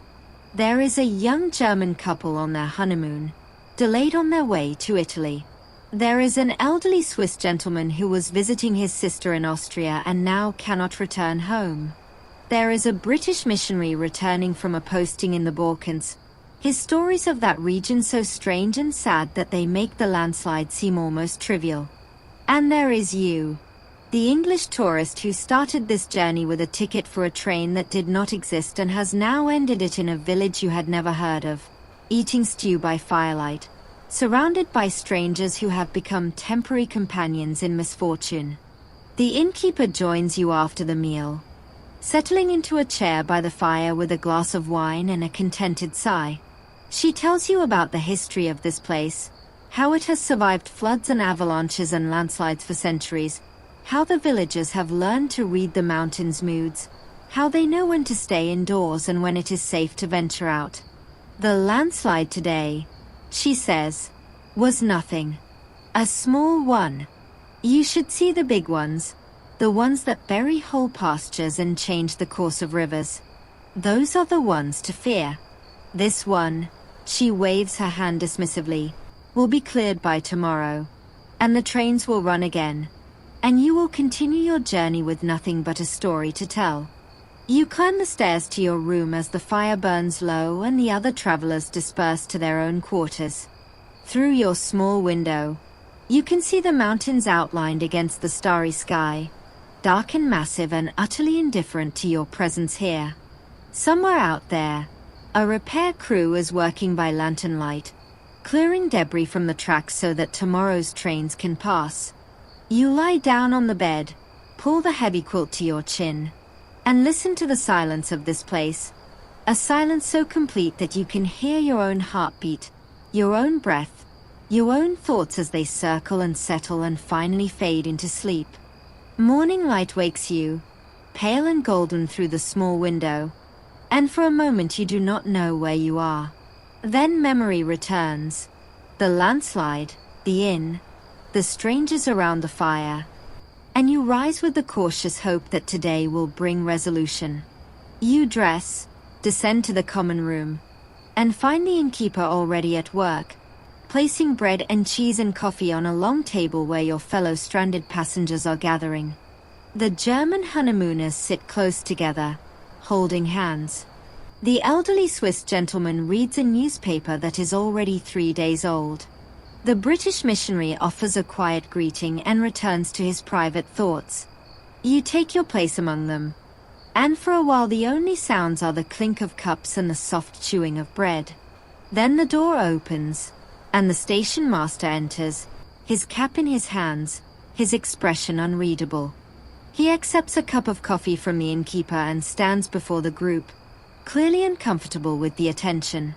The news, when it comes, is mixed.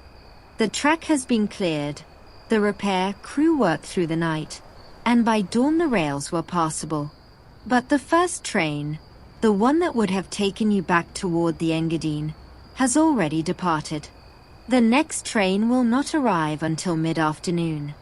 And even then, he adds with the careful neutrality of a man who has learned not to make promises, there may be delays. The landslide disrupted more than just the tracks.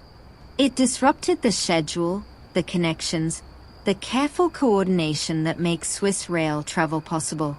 It will take time for the system to recover. You finish your breakfast and step outside, into a morning so clear and beautiful that the landslide already seems like a dream. The mountains rise sharp against the sky, their peaks dusted with fresh snow that must have fallen overnight. The air carries that particular alpine chill that makes you grateful for every layer of clothing you brought. You walk toward the station, not because you expect the train to arrive early, but because you need to move, to feel the ground beneath your feet, to remind yourself that you are still here, still alive, still capable of continuing your journey. At the station, you find a small crowd already gathered, not just passengers but villagers as well, drawn by the novelty of a disruption in their usually quiet routine. Children chase each other along the platform. Old men sit on benches and discuss the landslide with the authority of those who have seen many such events. Women exchange news and gossip while keeping one eye on their offspring. And in the midst of this small community, you notice two men who do not belong. They are dressed in the sober suits of businessmen, and they stand apart from the crowd, their conversation intense and private. One of them, you realize with a start, wears the uniform of a railway official, but not the local station master's uniform.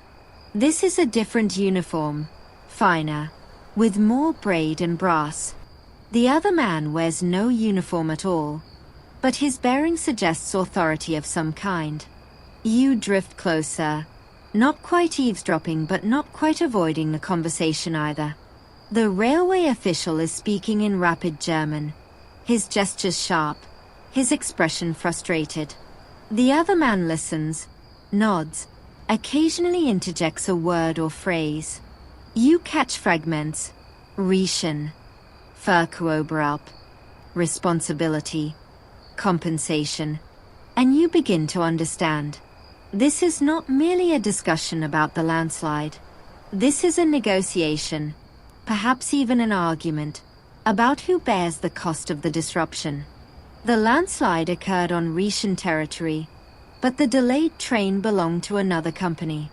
Passengers missed connections, hotels lost bookings, schedules fell apart. Someone, somewhere, will have to pay.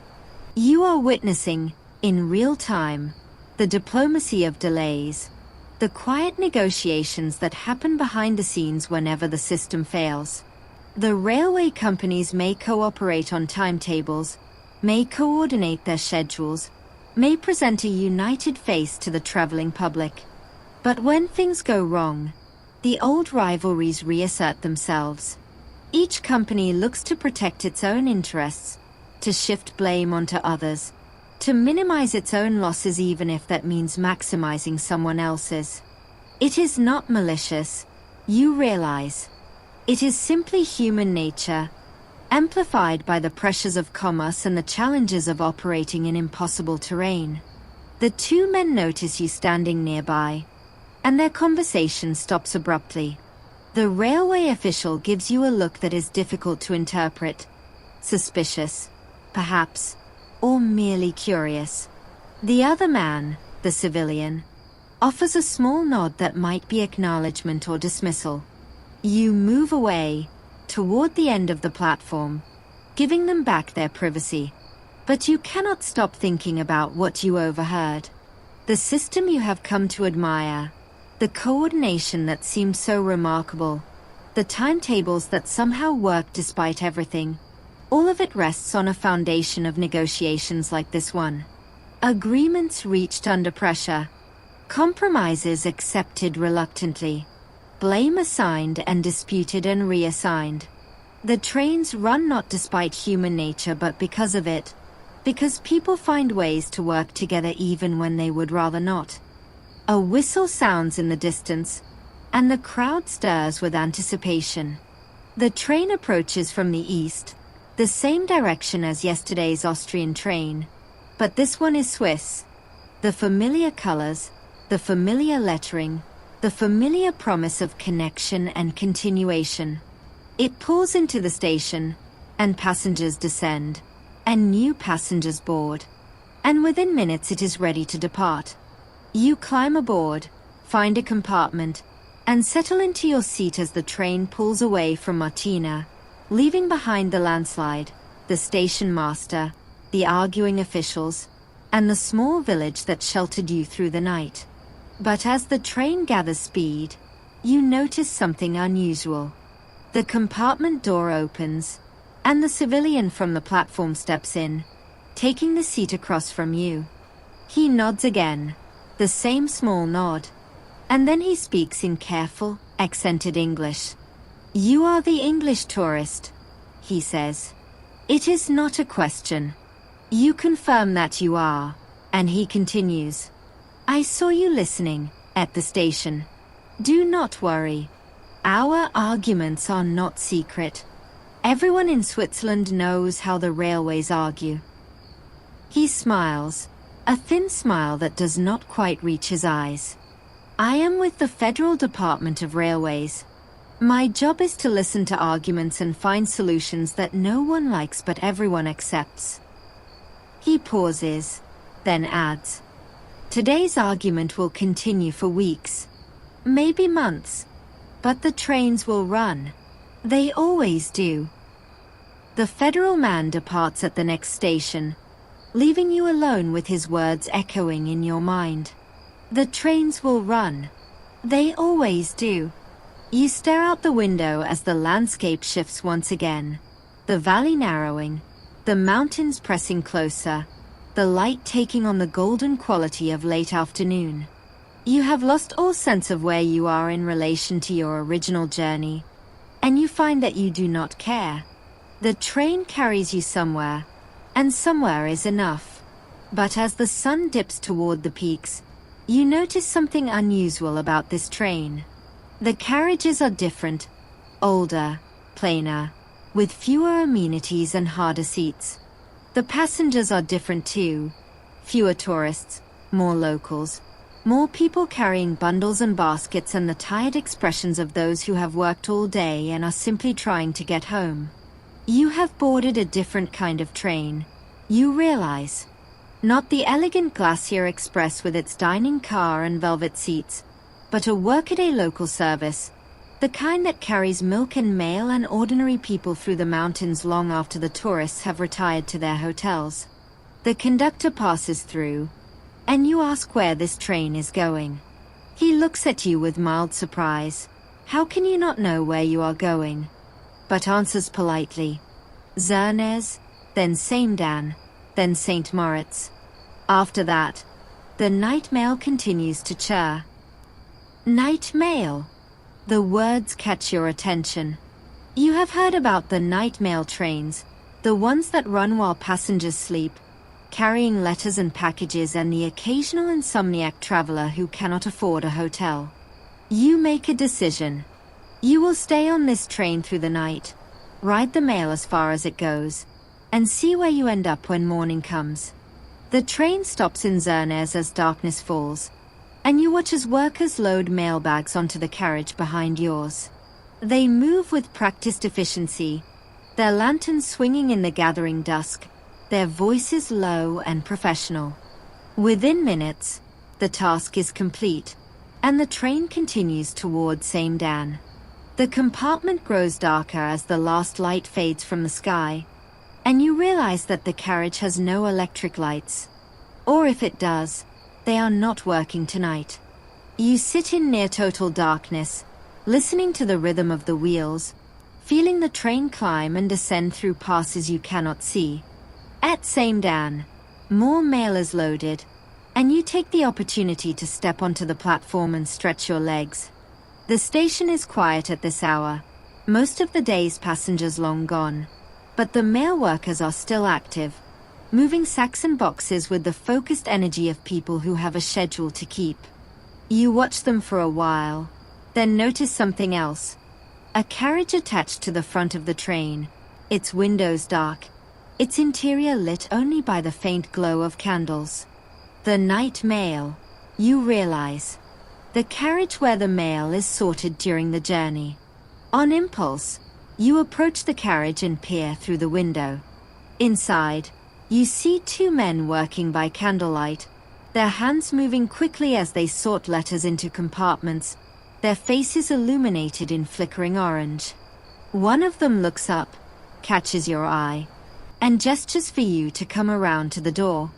You hesitate, then comply, climbing the small steps and entering a world you were never meant to see. The interior of the mail carriage is cramped and cluttered, filled with shelves and cubbies and stacks of bags waiting to be processed. The two men, one young, one middle-aged, work without pause, their movements so practiced that they seem almost automatic. The younger one gestures toward a small stool in the corner, and you sit, watching in silence as they continue their work. The carriage sways with the motion of the train, and you realize how difficult this must be.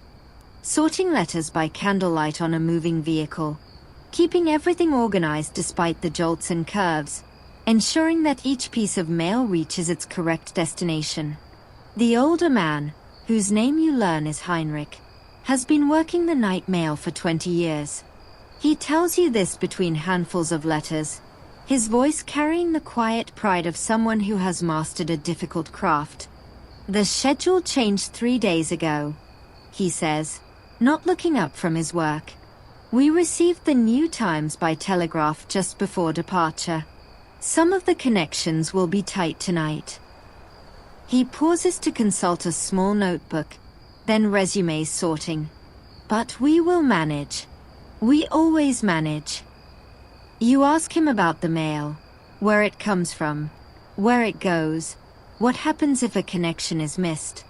He answers patiently, explaining the complex web of postal routes that crisscrosses Switzerland, the way the night mail coordinates with morning trains, the fallback plans that exist for every conceivable disruption. The letters do not care about our problems, he says. They must arrive. Someone is waiting for each one. A mother waiting for news from her son. A businessman waiting for a contract. A lover waiting for a letter that says I love you or I am sorry or I am coming home. He glances at you, and in the candlelight his eyes seem very old. We do not carry just paper. We carry hope. We carry regret. We carry the weight of human connection. The younger man, whose name is Fritz, nods in agreement.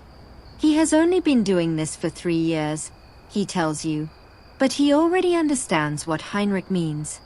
Last winter, he says, we were delayed by an avalanche for 2 days. When we finally reached Chur, there were people waiting at the post office who had been coming back every few hours, hoping for news. One woman cried when she received her letter. Her son was safe. He had been traveling in Italy during the earthquake, and no one knew if he had survived. He shakes his head, returning to his sorting. 2 days late, but the letter still mattered. It still mattered so much. You sit in silence for a while, watching them work, listening to the rhythm of the train. The candle flames flicker with each movement of the carriage, casting dancing shadows on the walls. The air smells of paper and wax and the faint mustiness of old mailbags. It is a strange, intimate space, this moving office, and you feel privileged to be here, to witness this small piece of the vast machinery that keeps Switzerland connected. Heinrich asks about your journey, and you tell him the story.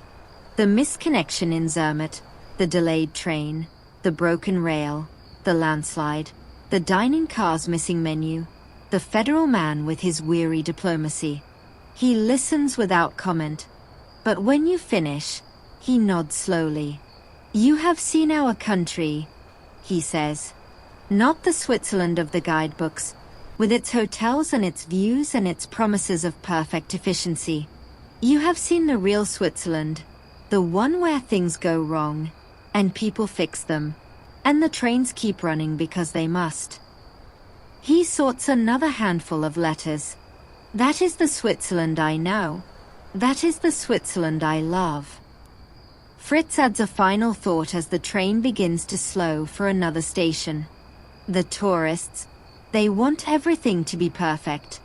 They want the mountains to perform for them, the trains to run exactly on time, the food to be exactly what the menu promises. But perfection is not real. Real is this: candlelight and late schedules and letters that arrive anyway, because someone carried them through the night. He looks at you with sudden intensity.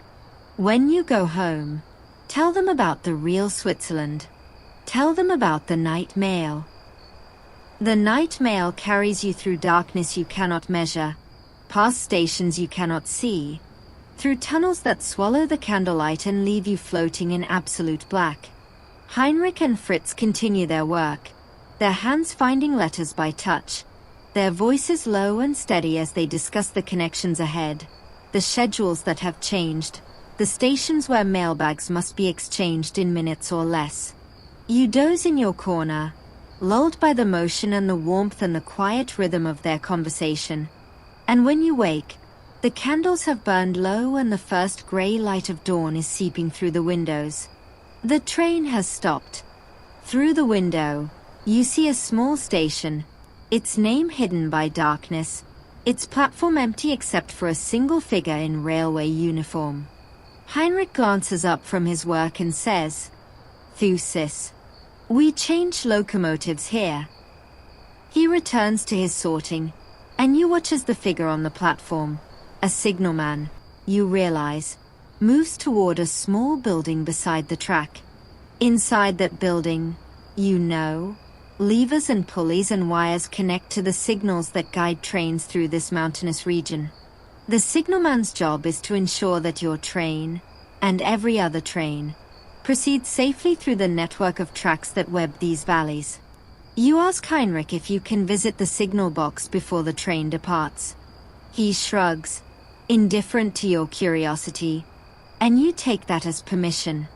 You step down from the mail carriage onto the platform, your breath visible in the cold morning air, and walk toward the small building where the signalman has disappeared. The door stands slightly ajar, and you push it open to reveal a world you could not have imagined.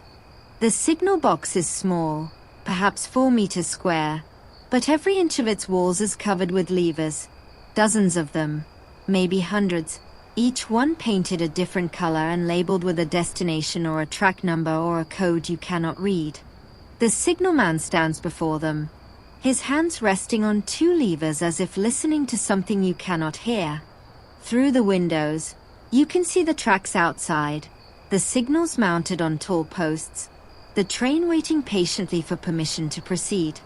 The signalman glances at you, nods once, and returns his attention to his work. You stand in silence, watching him, and gradually you begin to understand what you are seeing. This man, alone in this small building at dawn, holds the safety of every train on this section of track in his hands. One wrong lever, one moment of inattention, one misremembered detail, and trains could collide, passengers could die. The careful coordination that defines Swiss rail travel could dissolve into catastrophe. He does not have a computer, a screen, an automated system to guide him. He has his memory, his training, and the levers before him. That is all. That is everything. He moves to a different set of levers, pulling one, pushing another, and through the window you see a signal change from red to green. He consults a paper schedule tacked to the wall, then pulls 3 more levers in sequence, his movements as precise as a pianist's.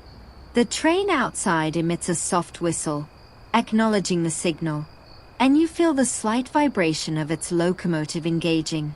Within minutes, it will depart, carrying passengers who have no idea that this man exists, that his work makes their journey possible, that their lives depend on his memory and his skill. You ask him, quietly, how he remembers which levers control which signals. He turns to you with an expression that might be amusement, might be condescension, might be simple surprise that anyone would ask. I have worked here for 34 years, he says. I do not remember. I know. He returns to his levers, pulling another, checking a small window that shows a train approaching from the opposite direction. When I began, there was an old man who taught me. He had worked here for 40 years. He knew every lever, every signal, every curve of the track for 50 kilometers in each direction. When he retired, I thought the knowledge would die with him. But it did not. It passed to me. And one day, it will pass to someone else. He pauses, listening to something you cannot hear. That is how it works. That is how it has always worked. You think about the weight of that knowledge, the responsibility of holding so many lives in your memory. 34 years in this small room, watching trains pass, pulling levers, ensuring safety. 34 years of dawns and dusks and winter storms and summer heat. All of it filtered through these windows. All of it measured in the movement of levers and the changing of signals. You try to imagine it, and you cannot. Your life has been too varied, too restless, too full of movement and change. But you can respect it.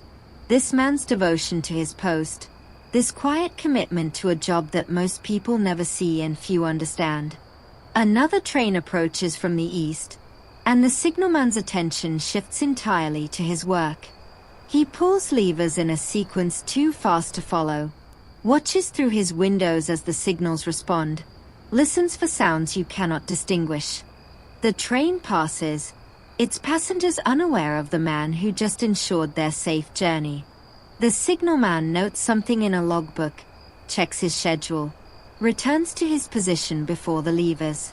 He will stand here, you realize, until his shift ends, and then another man will take his place, and the levers will continue to be pulled, the signals will continue to change, the trains will continue to run. You thank him for allowing you to watch, and he nods without turning from his work. You step out of the signal box into the growing light, and you see that your train is still waiting, its locomotive now attached to a fresh set of carriages. You climb back into the mail carriage, where Heinrich and Fritz have nearly finished their sorting. Heinrich looks up and raises an eyebrow, asking without words what you saw. You try to explain, but the words fail you. How do you describe 34 years of levers and signals? How do you convey the weight of that responsibility, the quiet dignity of that devotion? Heinrich seems to understand anyway. He nods, returns to his work, and says nothing. The train departs, carrying you away from Thusis and its signalman, toward destinations unknown. You watch through the window as the signal box grows smaller, then disappears around a bend. But you carry it with you, that image of a man alone at dawn, his hands on the levers, his memory the only thing standing between order and chaos. You will remember him. You decide. When you tell the story of this journey, you will tell them about the signalman. You will tell them about the real Switzerland. The train carries you through the morning, past villages waking to another day, past churches whose bells ring out the hour, past fields where farmers lead cattle to pasture. Heinrich and Fritz finish their sorting as the sun climbs higher, and by mid-morning they have completed their work, the mailbags organized and ready for distribution at the next major station. Fritz offers you a cup of coffee from a thermos, and you accept gratefully, the warm liquid cutting through the fatigue that has settled into your bones. You have not slept properly in 2 days, and it is beginning to show. At Chur, the mail carriage is detached, and you step onto the platform with the vague intention of finding breakfast and perhaps a hotel room where you can sleep for a few hours. But something catches your attention before you can leave the station. A newsstand, its racks filled with newspapers from across Switzerland, and on the front page of one of them, a headline that makes you stop. Federal Council to Address Railway Coordination. It reads, in German that you can just barely translate. You buy the paper, find a bench, and begin to read. Your German slow but sufficient for the task.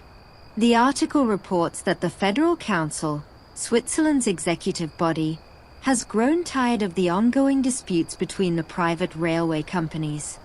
The delays, the missed connections, the conflicting schedules, the endless arguments about responsibility and compensation, all of it has finally prompted action. A commission has been formed to study the possibility of greater federal involvement in railway operations. Some politicians are calling for full nationalization, for the creation of a single, unified Swiss federal railway that would absorb the private companies and impose order on the current chaos.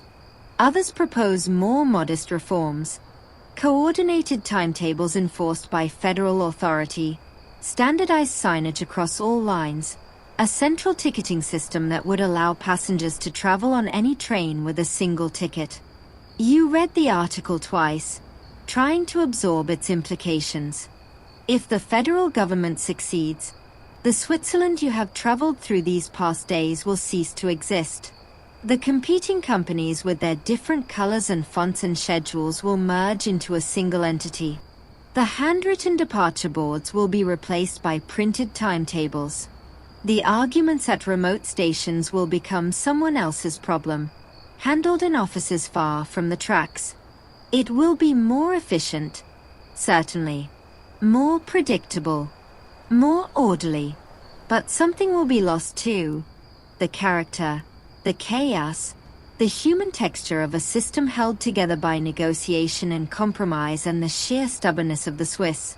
You fold the newspaper and tuck it into your bag, then walk into Chur in search of breakfast.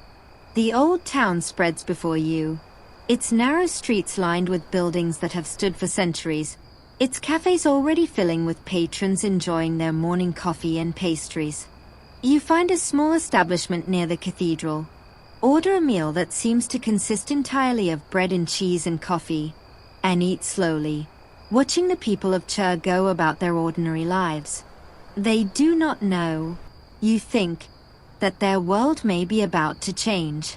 They do not read the newspapers the way you do.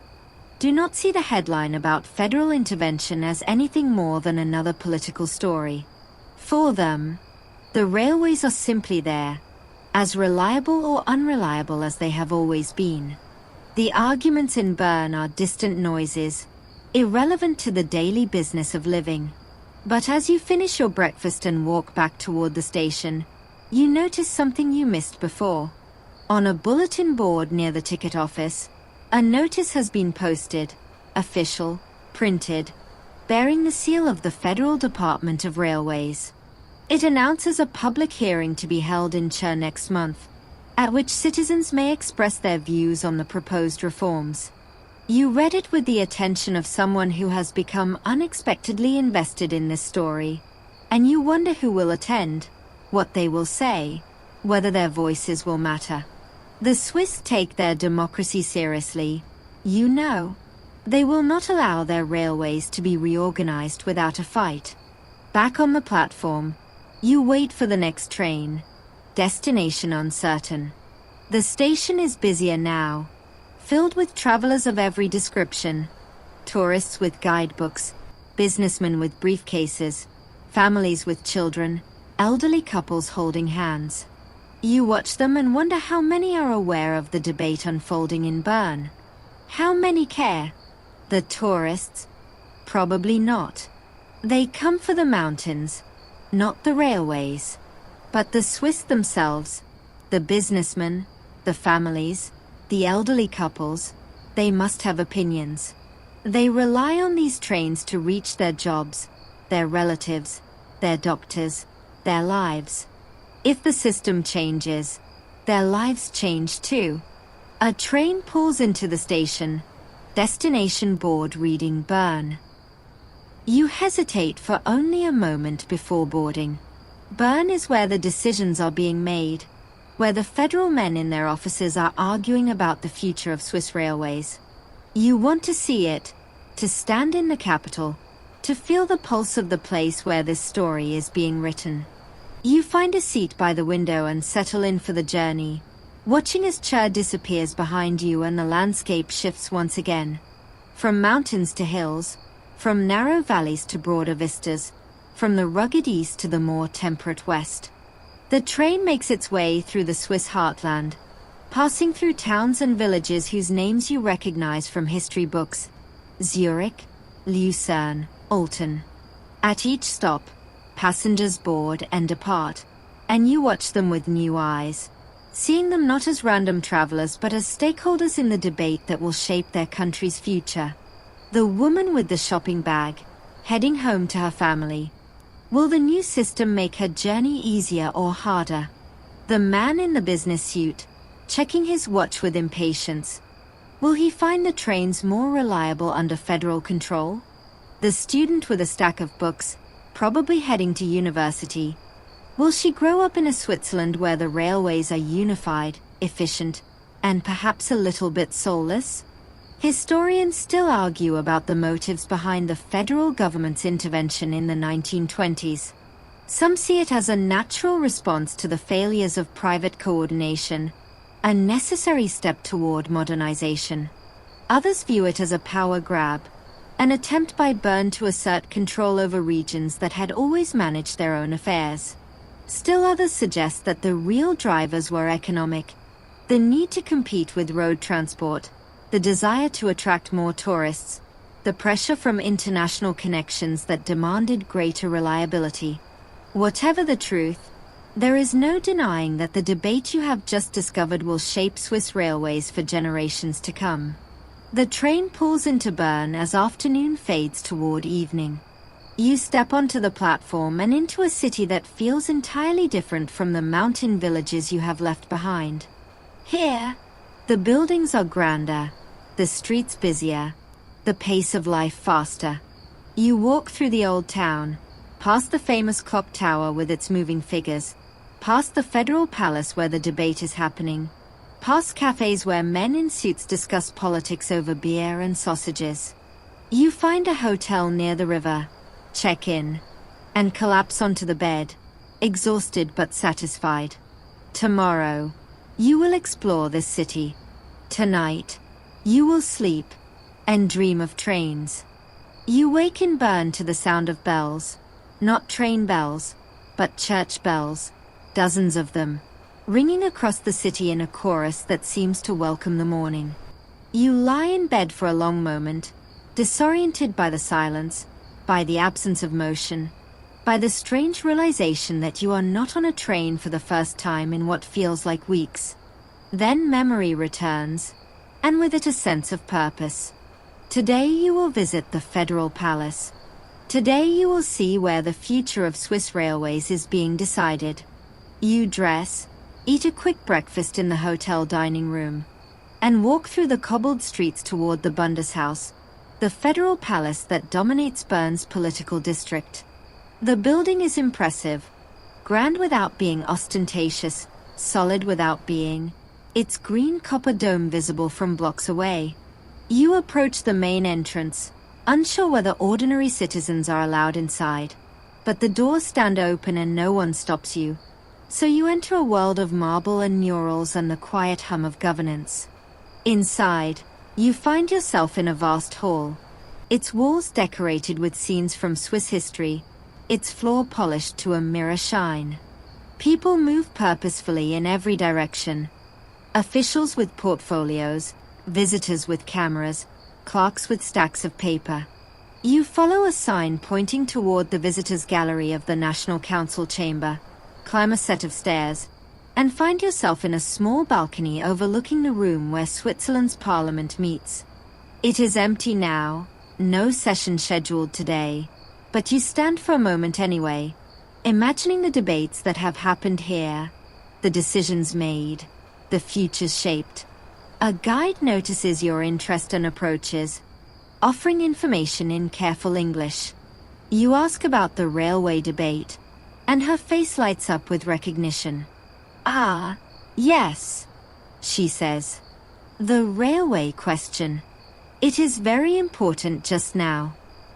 She explains that a special commission has been meeting in a nearby building, hearing testimony from railway officials, cantonal representatives, and ordinary citizens. The commission's report is due next month, and then the parliament will debate it. And then, she shrugs. Then we will see. In Switzerland, these things take time. You thank her and leave the federal palace, walking aimlessly through the city until you find yourself at the base of the Zitglog, Bern's famous clock tower. You stand with a small crowd of tourists, watching as the mechanical figures emerge to perform their dance at the stroke of 11. The clock is centuries old, its mechanisms carefully maintained, its accuracy legendary. It occurs to you that this clock represents everything the railway companies are trying to achieve: precision, reliability, coordination, beauty. And yet the clock was built long before railways existed, by craftsmen who worked with tools and materials that would seem primitive today. They achieved precision through patience, through skill, through the kind of devotion that cannot be mandated or regulated into existence. You think about the signalman in Thusis, pulling his levers from memory. You think about Heinrich and Fritz sorting mail by candlelight. You think about the station master in Martina sweeping his platform, the telegraph operators relaying messages through the night, the repair crews clearing landslides in the dark. All of them, working with tools and knowledge passed down through generations, keeping the system running despite everything. And now the federal government wants to change that system, to make it more efficient, more modern, more predictable. You understand the impulse. You even sympathize with it. But you cannot shake the feeling that something will be lost. Something human, something irreplaceable. You find a cafe near the clock tower and order coffee, pulling out the newspaper you bought in chair and reading the article again. The debate continues. It says, the railway companies are resisting federal intervention, arguing that they can solve their own problems without government interference. The cantons are divided, some supporting federal action, others defending local autonomy. The tourists, as always, are not consulted. And somewhere in the middle of it all, the trains keep running, delayed occasionally, disrupted sometimes, but running nonetheless. As you sit there, a man takes the table next to yours, and you recognize him immediately. The federal official from the train, the one who appeared after the landslide and spoke of arguments that would continue for weeks. He recognizes you too, and a flicker of surprise crosses his face before he nods in acknowledgement. You invite him to join you, and after a moment's hesitation, he does. You are still here, he says, still following the story. You tell him about your journey since Martina, the night mail, the signal box, the newspaper article, the visit to the Federal Palace. He listens with the same careful attention he gave to the railway officials arguing on the platform. And when you finish, he is silent for a long moment. You have seen more than most Swiss ever see, he says finally. The night mail, the signal box, the landslide, the arguments. He stirs his coffee, watching the liquid swirl. I have spent my whole life in offices, reading reports, writing letters, attending meetings. I have never sorted mail by candlelight. I have never pulled a signal lever. I have never stood on a platform watching a landslide cover the tracks. He looks at you with something like envy. You have seen the real Switzerland. I have only seen paper. You ask him about the debate, about the commission, about what will happen next. He sighs, the weight of his work visible in the lines of his face. The commission will recommend compromise, he says. It always does. Some federal coordination, but not nationalization. A central timetable office, but not a central railway. Standardized signs, but not standardized operations. Everyone will be slightly unhappy, which means everyone will accept it. He pauses, and then, in 20 years, or 30, or 50, someone will propose nationalization again, and the debate will begin anew. That is how Switzerland works. We argue, we compromise, we wait, we argue again. He reaches into his briefcase and pulls out a small booklet, handing it to you. It is thin, perhaps 20 pages, with a plain cover bearing the words Schweizerisches Kursbuch and the year, 1924. This is the first unified national timetable, he says. It came off the presses last week. Not all companies have agreed to use it yet, but most have. Next year, perhaps all. It is a beginning. He watches as you turn the pages, seeing for the first time the schedules that will, if the federal government has its way, coordinate every train in Switzerland. The print is small, the columns dense, the information overwhelming. But it is all there, every line, every connection, every departure and arrival, compressed into a booklet small enough to fit in a coat pocket. You thank him, and he nods, rising to leave. At the door, he turns back. When you go home, he says, tell them about the timetable. Tell them that it exists, that it works, that it carries people through the mountains every day. But tell them also about the signalman, and the mail sorters, and the station masters. Tell them that the timetable is only paper. The people are what matter. He disappears into the crowd, and you are alone with the booklet in your hands. You sit for a long time, turning the pages, reading the names of places you have visited. Zermatt, Brig, Decentis, Samedan, Squall, Martina.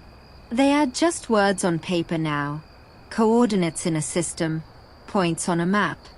But for you, they are memories. They are the platform where you waited, the compartment where you sat, the mountain that watched you pass. They are the landslide that stranded you, the signalman who guided you, the mail sorters who shared their coffee and their stories.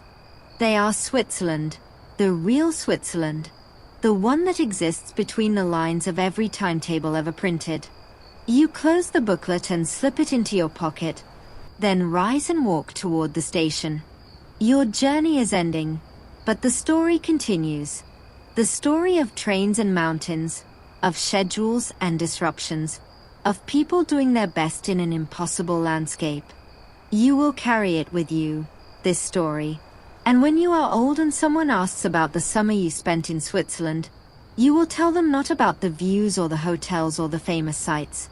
You will tell them about the signalman in Thusis, and the mail sorters on the night train, and the federal official who carried a timetable in his briefcase and doubt in his heart.